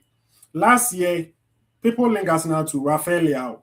And I said, that boy, he's forgotten how to play football. For Rafael Leao, if you were in maybe 2022, yeah, Rafael Leao would have. But now, this current Rafael Leao, no. He's not an upgrade on any Arsenal winger at the moment. Arsenal wanted to sign Morgan Rogers. But you see, Felix, sorry that I'm talking too much. We were talking about how, in quotes, certain things should learn to sanitize the markets. And I think Arsenal and Man United, to some extent, are doing that. Morgan Rogers is a very nice player. But for 117 million, Arsenal said no. That's not how they value the player. It's true. You cannot determine the price for the selling club. It's my item, so I decide to sell it at this amount. So you can tell me that you put valuation on my player for me. But in a way, it's going to help, bring some sort of sanity back into the market. They had their cap, 80 million to 100. Anything above that, we're not paying. And it's a similar thing that they are doing for Bruno Guimaraes. But if you look at a player like Vinicius, with his caliber, with his quality, and everything, if a player like Vinicius is available on the market, every price is reasonable. With a year left on his contract, I think Arsenal can get him for like 120 if the deal should progress. 120 million. And at the end of the day, I'll come and ask George, Rogers 117, Vinicius 120. Who got a better deal? But the moment you're not there yet, so I'm not asking you. I'll come back and ask you. I'll come back and ask you later. I feel like I'm wrapping up for me, then I move to Fadaka. Sorry. Oh, no, no problem, no problem. Let's talk Alejandro Garnacho. You see, there are some of these players in the world who actually think they are better than what they actually are. Alejandro Garnacho is one. He actually thought that he was better, or he thought he was an excellent footballer. But actually, he's one of those players who are, but then he was coming up, but he started punching above his weight, and that is his problem. But I hope now he's at a team where he can actually take his time and then perform. And I know also that the coach that he's going to work under this season is a very good coach. Unai Emery can help. He brings the best out of players. And I believe Alejandro Garnacho is in the right place, a place where he can actually learn to actually play football. So hopefully this actually brings a resurgence in him. He looked as if he was one of those players who can come and then be a world beater. But I believe at Manchester United, he punched way above his weight. He thought he was better than most. That prevented him from learning. So now he's going backwards. He would know that and then normally in order to go forward, you have to go backwards. So yes, he's going backwards, and I know that can bring him up. And Aston Villa is not a bad team. They're in the Champions League. He can play in the Champions League. He would have a lot to fight for this season. So yes, and if you're asking me between Chelsea and Aston Villa, I think he's moved to a better team. It was Chelsea who would not play in the Champions League this season, but Aston Villa Okay. would. So yeah, So it's a step forward in his career. it's a step forward. He's going to play Just Champions like League. when United were not playing the Champions League and he moved to Chelsea to play Yeah, Champions League. yes, So exactly. that one was a step forward. Yeah, he stepped forward at that time because Manchester United were not the team at that time. So he And then stepped he forward was, and he's still moving forward. is Manchester United moving forward? No, I said Garnacho is still moving forward from Yeah, United to he's Chelsea. moving forward in his career. Okay. He's still in a Champions League team. Albeit, I wouldn't compare Chelsea and Aston Villa in terms of stature. But currently, you think that Aston Villa are on the ups, right? If you compare them to Chelsea. I believe they have a better coach. They have a better standing. They are playing in the best competitions as compared to Chelsea. So that's a Okay. good place for him to learn. Okay. All right. All right. All right. All right. All right. All right. Thank you very much, Felix. Unai Emery and Aston Villa is the right environment for Alejandro Garnacho and his career at the moment. Ovaraga, now you can come in full time.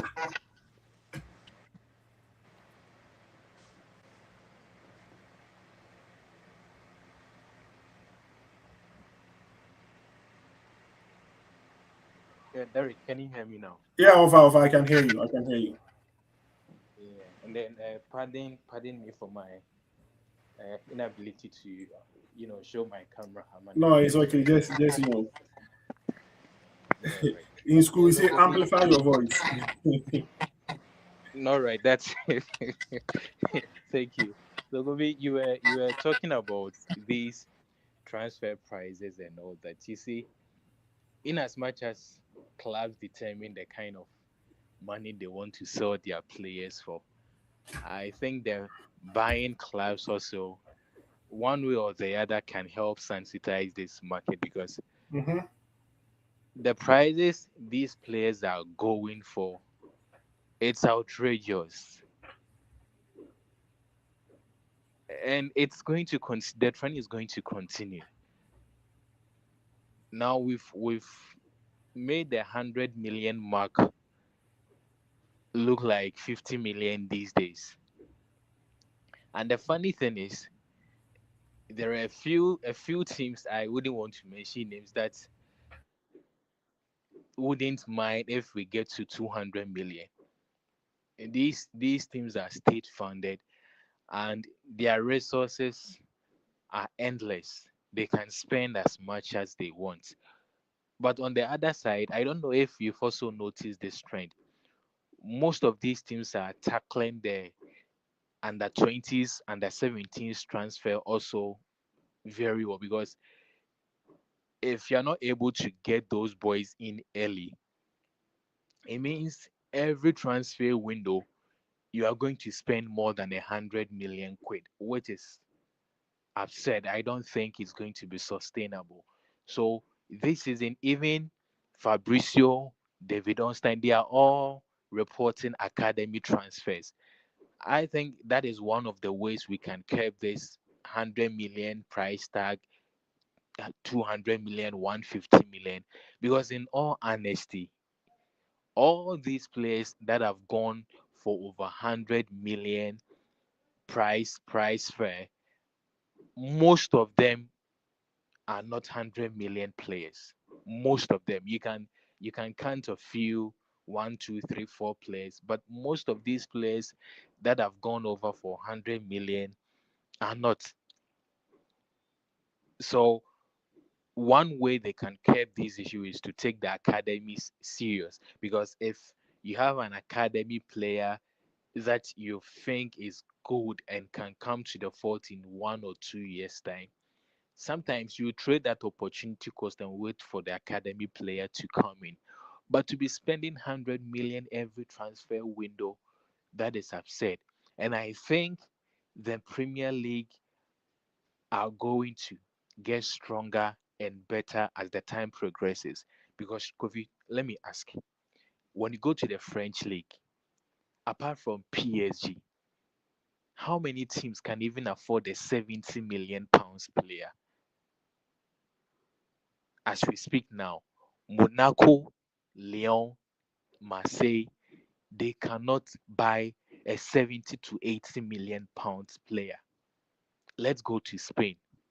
Barca, Madrid, Atletico. These are the three top teams in Spain. They can afford the 100, the 120 million type of player.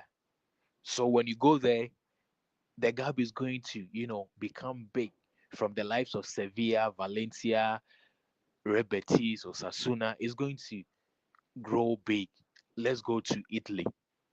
Even Inter Milan, as we speak now, cannot spend 80 million on a player in one transfer season, and the following season another 80 million player. They cannot. Not to talk about AC Milan, Napoli, Juve. They cannot compete. When you go to Germany, it's the same thing. Only Bayern can do that. The Ajaxes cannot. So the gap is going to, be widened. Now, the Premier League, they've built that base of support, that base of, commercial deals, that base of TV broadcasting deals. So the money is going to come in for these Premier League teams, and they are going to spend. When you take the Premier League, if care is not taken, teams like Everton, teams like Newcastle, teams like Brentford, if they want to, they can spend 70, 80. Newcastle have already been doing that. They did that last season with the deal for Watamada. They spent over 80 million pounds. Everton, if they want to, they can do it. So when you come to the Premier League, aside those big six teams, the other French teams can also spend as much as they want. So the gap between the Premier League teams and those teams in Spain, in Italy, in France is going to keep on widening. And I don't think it is going to stop. I mean, with the gap growing that big, it's not going to stop. Teams, and I think there should be some sort of regulation for, because the kind of amount players are going for is upset. Most Arsenal players were upset that we didn't sign Morgan Rogers for Chelsea to come in. ever since Clearly came in, look at the amount of players the amount of money they spent on players. They are not afraid to spend. Look at City, endless resources. Look at PSG, endless resources. So these teams that are backed by the state that have a lot of fans, United of old would have done that, but United are not doing that anymore. Liverpool, obviously, last season they did that, but mind you, the past window they did not sign any player, so that accumulation was there for them to spend the amount of money they spent last season on Isaac Ekitike and then Florian Wirtz. I think the only way we can look at this and probably try to mitigate them is one by taking the academy serious, and two, a quota or something, because clubs cannot keep on buying 100 million, 150. The gaps will keep on widening, and we are going to not have a lot of competition, because if all the quality is in one team, then when teams are playing, the gap is going to, to be that big, and we don't want that. We don't want a situation where one team is scoring 8, 7 goals, 9 goals every match. It's not going to be fun if one team has all the superstars and eight no, five no, seven no all the time. Of course, as supporters, we would want our team to be scoring more goals, but the integrity of the game, that is why we say the French league is the famous league, because the amount of money Paris Saint-Germain are able to spend, Lyon, Monaco, Marseille, they cannot spend that amount of money. So if you are looking at it from that tangent, then it's an issue that we need to look at. As I mentioned yesterday, when the news broke that Arsenal were looking at Vinicius, I had to, cross-check David Austin's page again to make sure that it wasn't a parody account. I would caution Arsenal fans not to, to jubilate that much, because if we are going to, sign Vinicius, it's going to be a lot of money. First of all, for the transfer fee, we are going to pay his wages. Now he's taking around £400,000 a week. We can do 500. We're paying Aubameyang and Oxel, Or is you so? know, yeah, Mesut Ozil. We are paying them And £350,000. that was That like is four, only 5, 6 years ago. exactly. And now we've grown our brand, the kind of commercial deals that we've done. We've renewed our partnership with Emirates. They are Mm-hmm. talking about renewing the partnership with With Adidas Adidas as well. again. A new sponsorship package with deal and all that. We can do that deal, but I would caution Arsenal fans to be careful not to jubilate too much, and hopefully, if anything, if the chance comes for us to sign Vinicius, I think one thing is that if we are able to sign Vinicius, the amount of jerseys we are going to spend, because when we won the league, it was one of the days that the Arsenal Amori recorded the highest amount of Yeah, purchases that yeah. they've seen in the I think they're entire saying that history of is the. it that day after City's loss to Bournemouth. Yeah, they recorded the highest amount in their history since the Amori came into existence. So you can see that if we sign Vinicius, commercial deals, that mileage. When you go to IG, Arsenal have a little over 30 million. Vinicius alone has 64 million. So imagine Vinicius coming with that huge amount of fan base, that huge amount of support. I think we would be able to get a lot of the money we pay should the transfer go through. That amount of money we pay for his transfer and then his salary, we would be able to accumulate it back through JC sales, commercial deals, and all that. And lastly, on Bruno Gamaresh, I think this week is going to be very crucial, because he would return to preseason on the 31st of this month, which is on Friday. So hopefully, I think we would be able to sort it out before he comes back for preseason. And I've been looking at Liverpool and the kind of players they have now and the kind of players they are looking at. They've brought in Munoz to play on the right wing, but Kofi, you and I know that the quality that Mohamed Salah is living with the gap that he's created.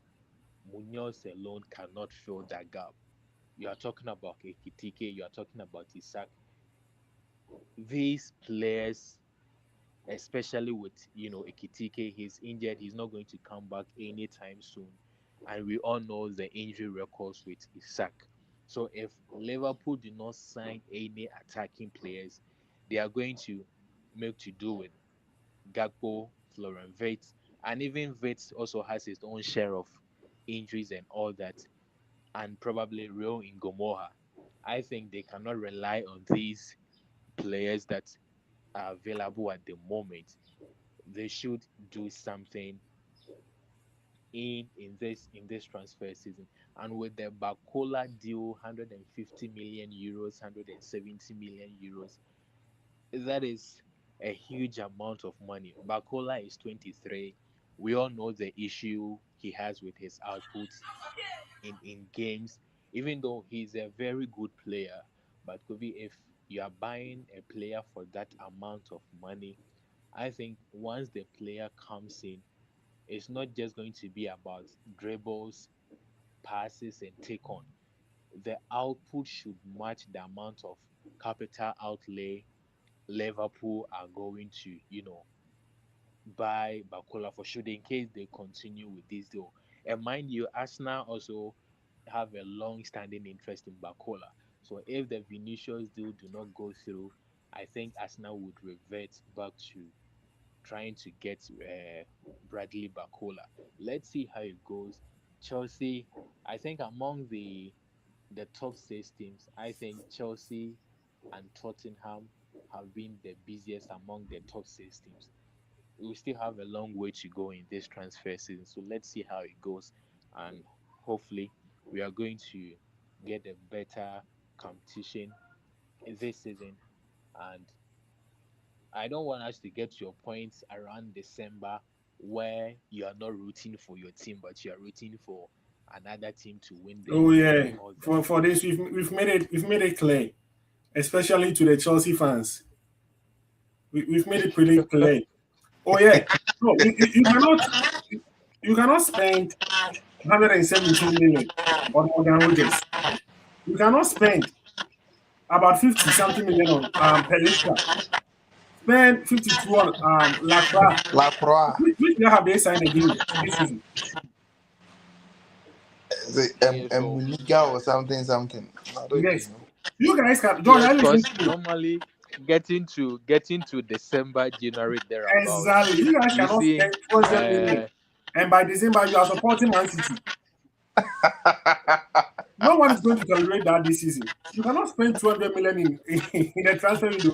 And But by you see, December you Derek, already yeah, well, Derek, this season too, there is no European competition. So Alonso and the boys, they have a lot of time on their hands to oh really yeah. compete for the league. Do you understand? We saw that with yeah, United. Do you understand what I'm saying? Without European competition, there is so much time for the coach to really work with the team, train with the team, and then you are only gunning for the Premier League and then the Carabao and the FA Cup. So he should be able to at least get into the top four, like no doubt. yeah, yeah, Kweku. And with that one, the Rex is that because you're not playing a lot of competitions, your starting 11 tends to be the same all the time.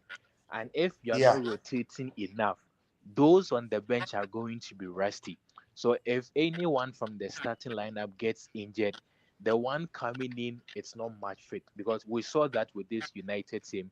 It was almost the same team all the time. The only issue is that your first 11, most of these players should not get injured, because since you're not playing so many games, most of your players are not going to be playing a lot of matches.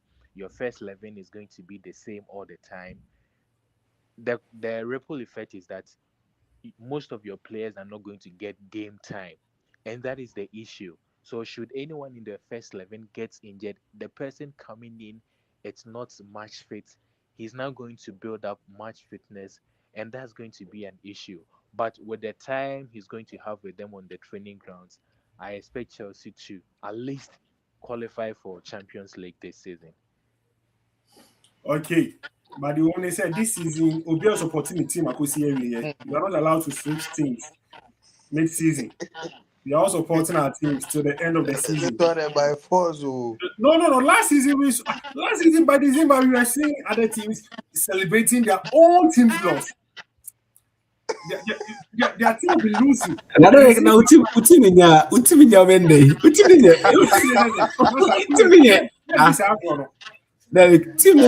Monday. No, I didn't mention your name, but I say you are taking it personal. I don't know.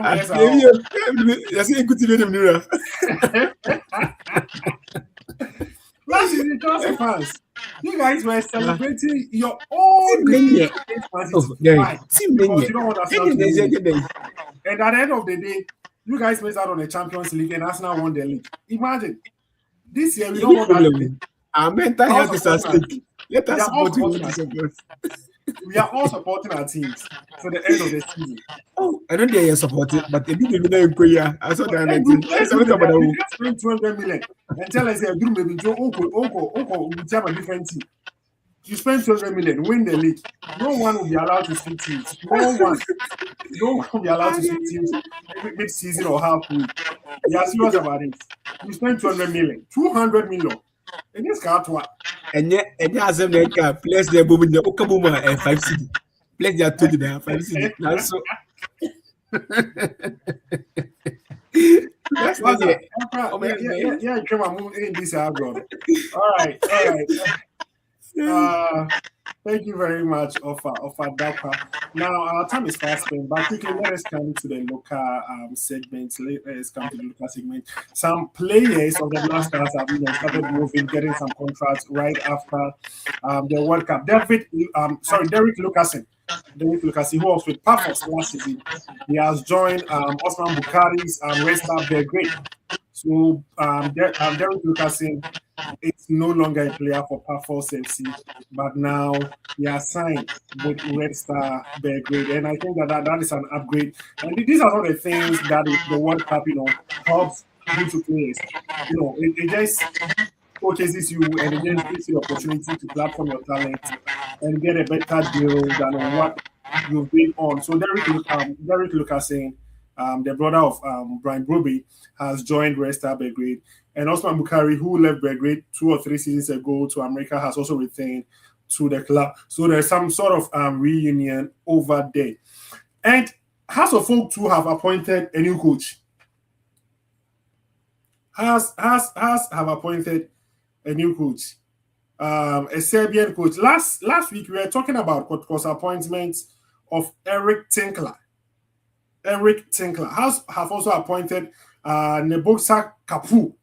It is India for Nipa Shiri no. I've been a fragile. Neboksa Kapu is the new head coach for Accra House of Oak. And he was previously the manager for Tema Youth, Bechim United and Midiema. So Kapu has that experience when it comes to the local league, the Ghana Premier League. So Kotoko appointed Eric Tinkler have also appointed Nebosa Kapu. And this week, the Ghana Premier League fixtures were released.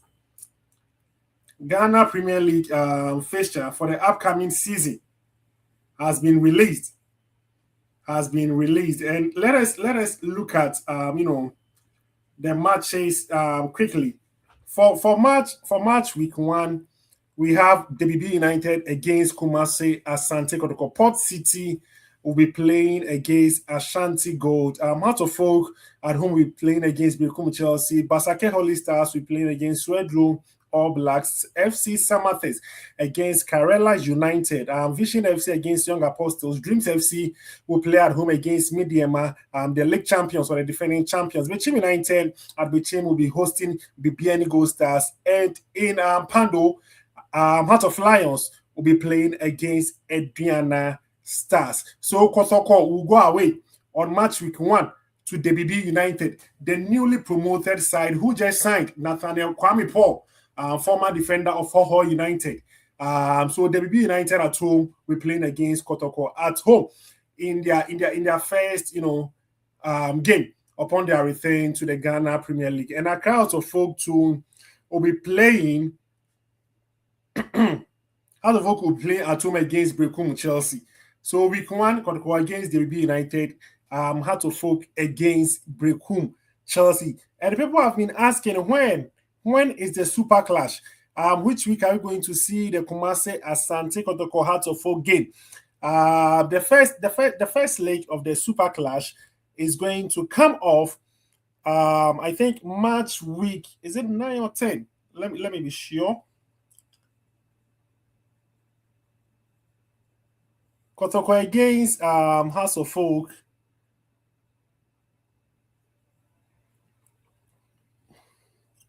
March week 13, Kumasi Asante Kotoko against House of Folk at the Babayara Sports Stadium. So Kotoko will host House of Folk March week 13 for Gardens edition of the Classic with the Super Clash.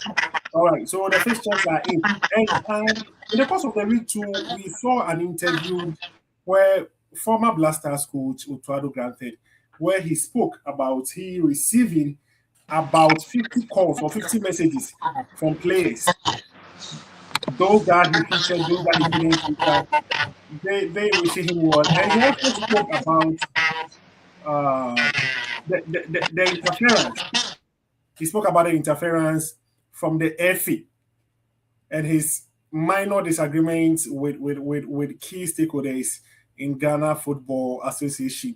And Stephen Amankona, former Kumasi Asante Kotoko Chelsea winger, has also signed for Aduana Stars ahead of the 2026-2027 Ghana Premier League season. And Enoch Morrison, former Kumasi Asante Kotoko midfielder who won the league with Goma here with his coach, CK Akono, in the Kenyan Premier League, has moved to Sudan. He said he's looking for a new challenge. So league winner Enoch Morrison of Goma here has also completed his transfer to Sudanese side this season. So we are going to see Enoch Morrison playing in the Sudanese league this season. And one may ask if Sudanese league are able to attract Ghanaian players. What at all are we doing? Sudan and Topesi league no more than they're able to attract players. Ghanaian players move there. Derek, Who? Derek, you see, we keep talking about this each and every time, and you see, it's just sad, Derek. Yeah. Sorry. Can you hear me? Yeah, I can hear you. I can hear you. You just tell your baby girls that you're on air, so you come back very soon. The notifications are beeping too much. All right. Sorry to cut you. Sorry to cut you short. Yeah. No, you can talk. Just this. Was it in the course of the week we saw Como flying about 5 young under 12, under 13, under 14 kids to Italy. Yes. And Derek, I watched highlight of a game they played against these white kids, and you could see that the level of quality in comparison to the whites, Derek, is just day and night. Do you understand it? These are the same kids in Ghana who we don't even care about them. Like nobody gives a damn about whether they train or how they train or the kind of team they even play. It's the same thing from the grassroots that moves straight to the up, which is our Premier League. Imagine a country like Sudan. Sudan Krombobo, like that is even the first question you get. A country with what military insurgencies. Derek, that is where our players go to find greener pastures. That is where they think that is where they go to chase their dreams. Derek, this is sad. This is sad. I always say you go to South America, go to Chile, Colo Colo, go to River Plate in River Plate, Boca Juniors, go to Argentina, go to Brazil, Santos, Atletico Mineiro. Like you see, it's not as if these countries, like economically, they are doing so great. Do you understand it? Yes. But you know what they've done so well?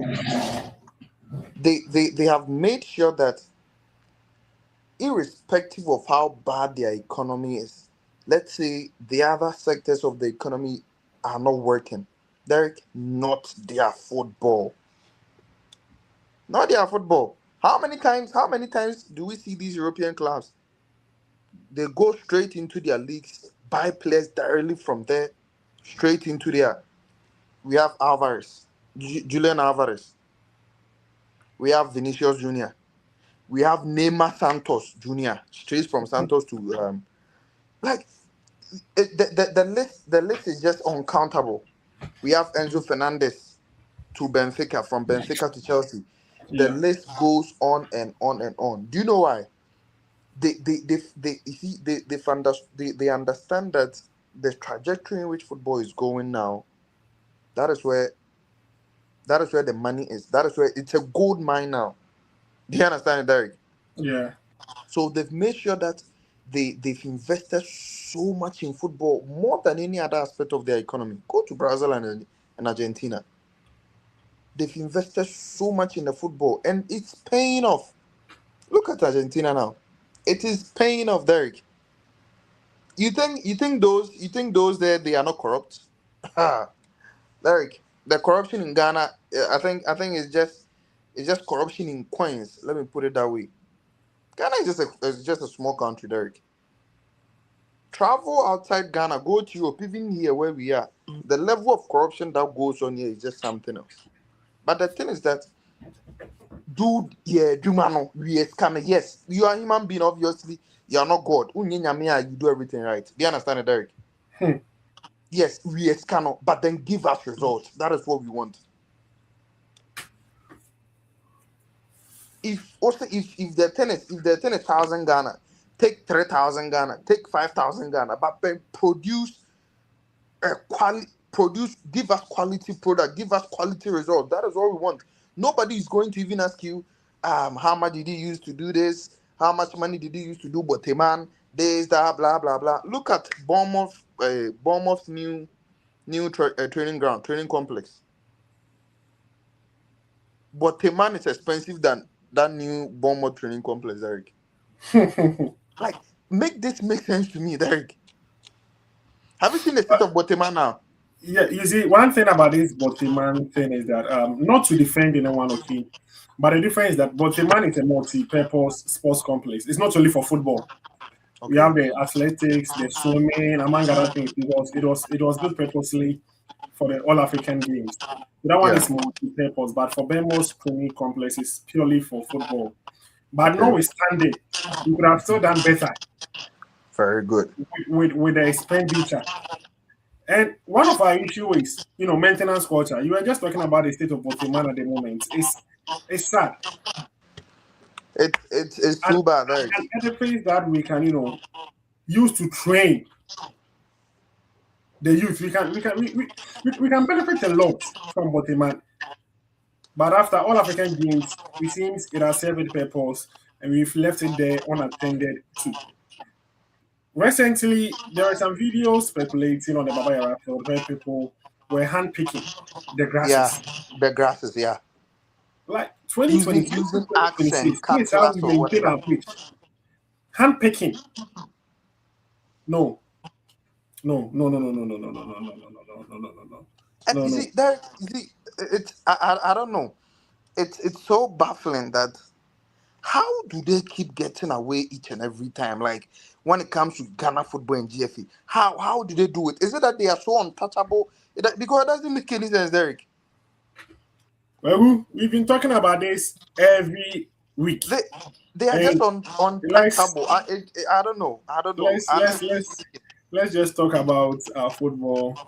And those who are in charge of the football, if they decide not to change, there's nothing that we can do. So let's do our part. Okay, let's Because discuss the football because this is taking away the fact that we have quality players in our league. We cannot talk about the quality of our games, the players. Even the games are not that quality. Face matches here and there, among other things. I'll come back to you, Doku, but let me hear from George. George,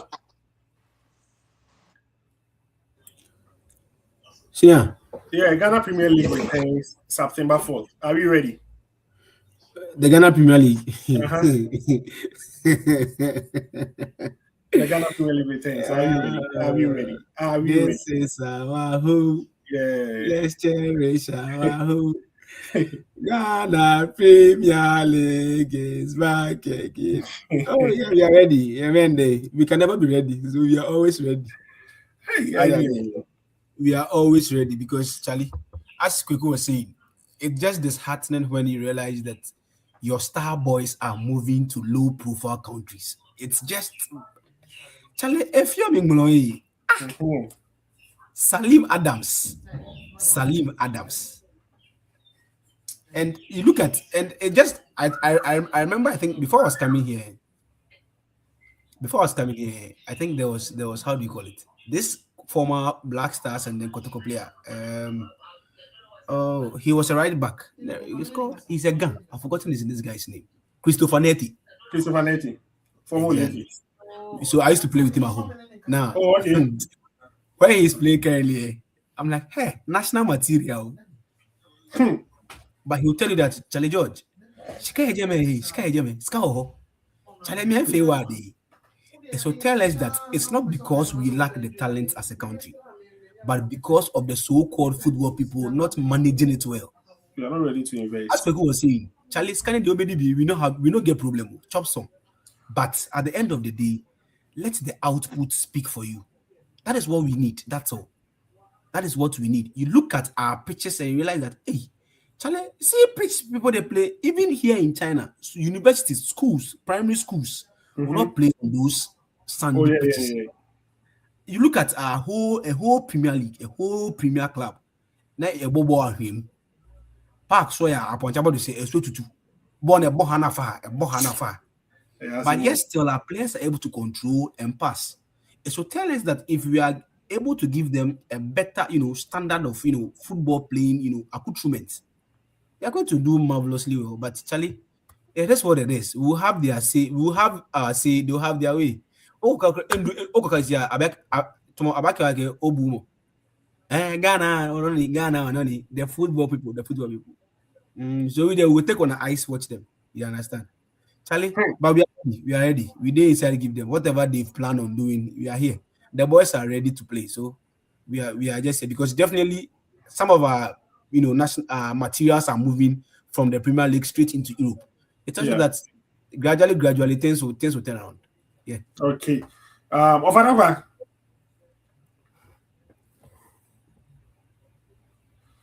Yeah, Kovi. Over. It's Kapu against Tinkler. But you see, this season there's been a lot of expatriate coaches in our league because I Oh, think yeah, yeah, yeah, yeah, yeah. yeah, A lot. A lot. Gold Stars has also brought in a Greek international to Mm-hmm. coach their team. Yeah, I think we have a lot of expatriate coaches, but the truth is there is nothing to write home about. You see, as you rightly said, we've been talking about our league for that quite many times. You see, what haven't we said? We've said all that needs to be said, but it's the same thing we are saying. And it gets to a point where you can't cry more than the bereaved. The clubs themselves are not pushing for what is due them. So if you are not pushing what is due you, we can say and say and say, but it gets to a point where there is nothing left to say. Because we are playing the league, everything shows the GFA they don't care about our league. Because if you are playing a league where players are being paid 700,000 cedis, 1,005, why wouldn't they go to Sudan, Lesotho, Iraq, and go and get money? Is it the person who won the Gold King last season? That's a Bibiani's player. He's now in Iraq. Yeah. Iraq, what boom now? What boom now? So you see, it's not that we don't have the means, but the will to do it, it's not there. And the thing is, they don't get money from the local from the local league, because if they did like they do with the Black Stars, the strength they put into the affairs and the activities of the Black Stars, it will show in the Ghana Premier League, but we don't see that. Look at Boteman, an edifice we spend so much money to bring up. Because there is change in government, just look at how the whole facility has been taken over by Wheat. It is not And NPP's money. we keep talking about building new ones. Meanwhile, we It is cannot not. even maintain the It is existing not. ones. It is not NPP's money. It is not NDD's money. It is Ghana's money. So regardless of the government in power, the onus is on them to make sure that the money we used in building that facility is being protected. But they are not. And we have the National Sports Authority right there in Accra. What are they doing? Is it because NPP brought the whole facility up? Is it because it wasn't NDC who initiated, the construction of that facility? I don't want to believe so, but the way things are, you would think it is so. We don't have the facilities for our league. Look at the kind of pitches we play on. Some teams do not even have their own training facilities. Some train on senior high school pitches. Some do not have their own training facility. A professional league team, and you don't have your own training facility. How do you perform? And even the ones that come in with their own finances, their own facilities, we frustrate them because they are not part of the system. They are not considered football people. But because if you go to these developed countries, most of these teams are owned by private investors. So if someone is investing in a team, trying to, pay these players that amount of money, and you're frustrating them, how does that entice other people to come in to also pick a team or two and try to invest? When you go to South Africa, Orlando Pirates, Kaiser Chiefs, Sundowns, they all have private investors investing in their team. For them, their government has been helpful. They've built a lot of these facilities for the South African teams. So when it comes to infrastructure and facilities, even if a team cannot own its own facility, they fall on those provided by the government, the provinces. That's what they're doing. But in our country here, it isn't so. The facilities that are owned by government are not even up to the standard. Look at what they were doing at Babayara Stadium. In this modern age, yet form near the edua grass, you how do we get the best pitch for the players to perform? So you see, if you are looking at our league in totality, everything is wrong with our league. Everything. Financial motivation, it's not there, because if you are playing if you are paying players in Ghana here $2,000, $3,000 a month, not a week or a month, they won't be going to Sudan, Malawi, Lesotho. They won't. But Kofi, you see, at the end of the day, these players by the age of 35, at most 40 years, it is an outlander for you to, go beyond 40. It doesn't happen very often. So their professional tenure is very short.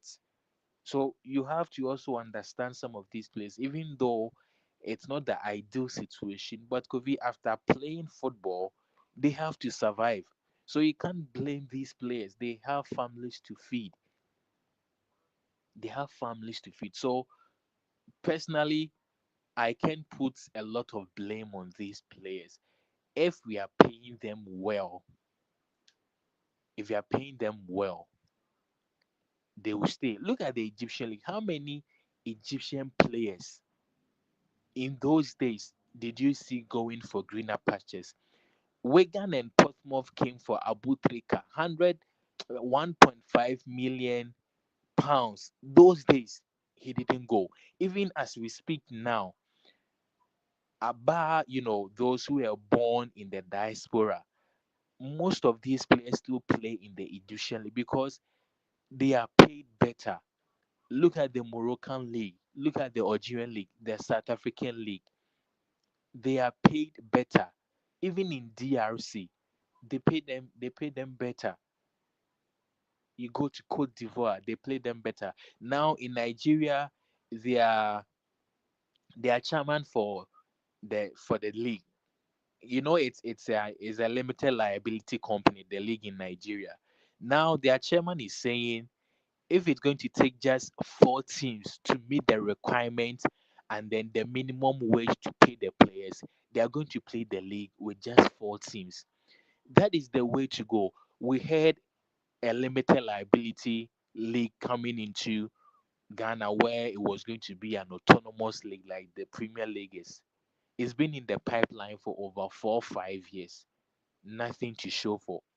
So everything about our league it's not interesting. You are starting the league next month. No, you know, enthusiasm. Nothing to write home about. I don't even remember the last time, me of all people, the last time I went to the stadium to watch football. I don't remember the last time because you can't see any positive thing those in charge of our league is doing. You can't clearly see what they are doing to improve the league. And the funny thing is, most of these players will win best players in our league, gold king in our league. But they go and then after a year they come back. Amankuna kwa onkomai wakwaba. And Amankuna is not just the first person. We've had so many instances where our best players in the league, our goal kings, they've gone and they've come back. In Kobe, they've gone and they've come back. So I don't know the kind of league we are running in our country. You see, most of the time they say Abejimimbre, but if you trust me, those who are running our league in what we consider Abejimimbre, they were better than those we have now. Even those days, there wasn't a lot of technology, a lot of opportunities and all that, but we were having better facilities. We're having better facilities, better players, better competitions. When our teams went for Africa, they were performing. But now it's not like that. Now it's not like that. Now if you take Hearts of Folk, if you take Kotoko, and the funny thing is when someone comes in to turn the tables to challenge the status quo, you have people opposing him. Didi came to Hearts of Folk. You could clearly see that these boys were coached to a rehearsed pattern, even though they were not scoring a lot of goals. But you could clearly see that where you're coaching Sano. You could see. I'm not a House of Folk fan, but I watched them and I could clearly see that they had a proper coach. He needed support. He didn't get it. So sometimes you think about all these things and you just let it go because me for instance, I used to go to the stadium almost every Kotoko home game, but Kovi, ever since we lost Pole, I don't feel any edge. I don't have any desire to go to the stadium because if you go and something happens to you, it's just you and your God, you and your family. Look at when Pole lost his life up to this time. It's been a back and forth. But of course, you need to take your time to, make sure justice is served. But you don't hear anything. It's been over 2 years. You don't hear anything. Into your choir, so everything with our league is wrong. everything with our league is wrong. Sometimes referees are owed 5 games, 7 games salary. On your day, if that is the only job that this person is doing, and let's say the person is in Kumasi, he has to go and officiate a game in Wa, a game in Tamale. How does the person cater for whatever he needs to do before he gets? Of course, there is an agreement with SLC, STC, and all that. But Kofi, he has a family to feed. So if you are not paying him, and a team approaches him to, you know, do them a favor, he will do them that solid and take whatever money they give to him. It is what it is. If the people in charge do not change, it doesn't matter the amount of time we spend discussing the league, nothing is going to happen. Now, I don't have any interest in this league coming up because sometimes you even think about what to say, what is happening in the league.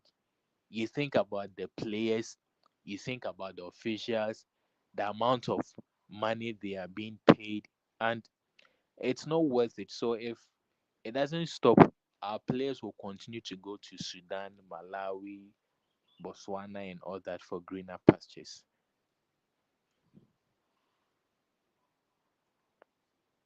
Okay, okay, okay. Thank you very much, Ofadakwa. Thank you. God willing, next week we get our time, we get enough time to talk about the Ghana Premier League. But then, thank you for joining us. Thank you for listening to us, and thank you to my panelists, Kweku today, Ofadakwa, George Entry, Felix Marfo, and Vincent in Team Sir Boski. This is where we bring the show to an end. You join us same time again next week. But until then, stay safe. Bye bye.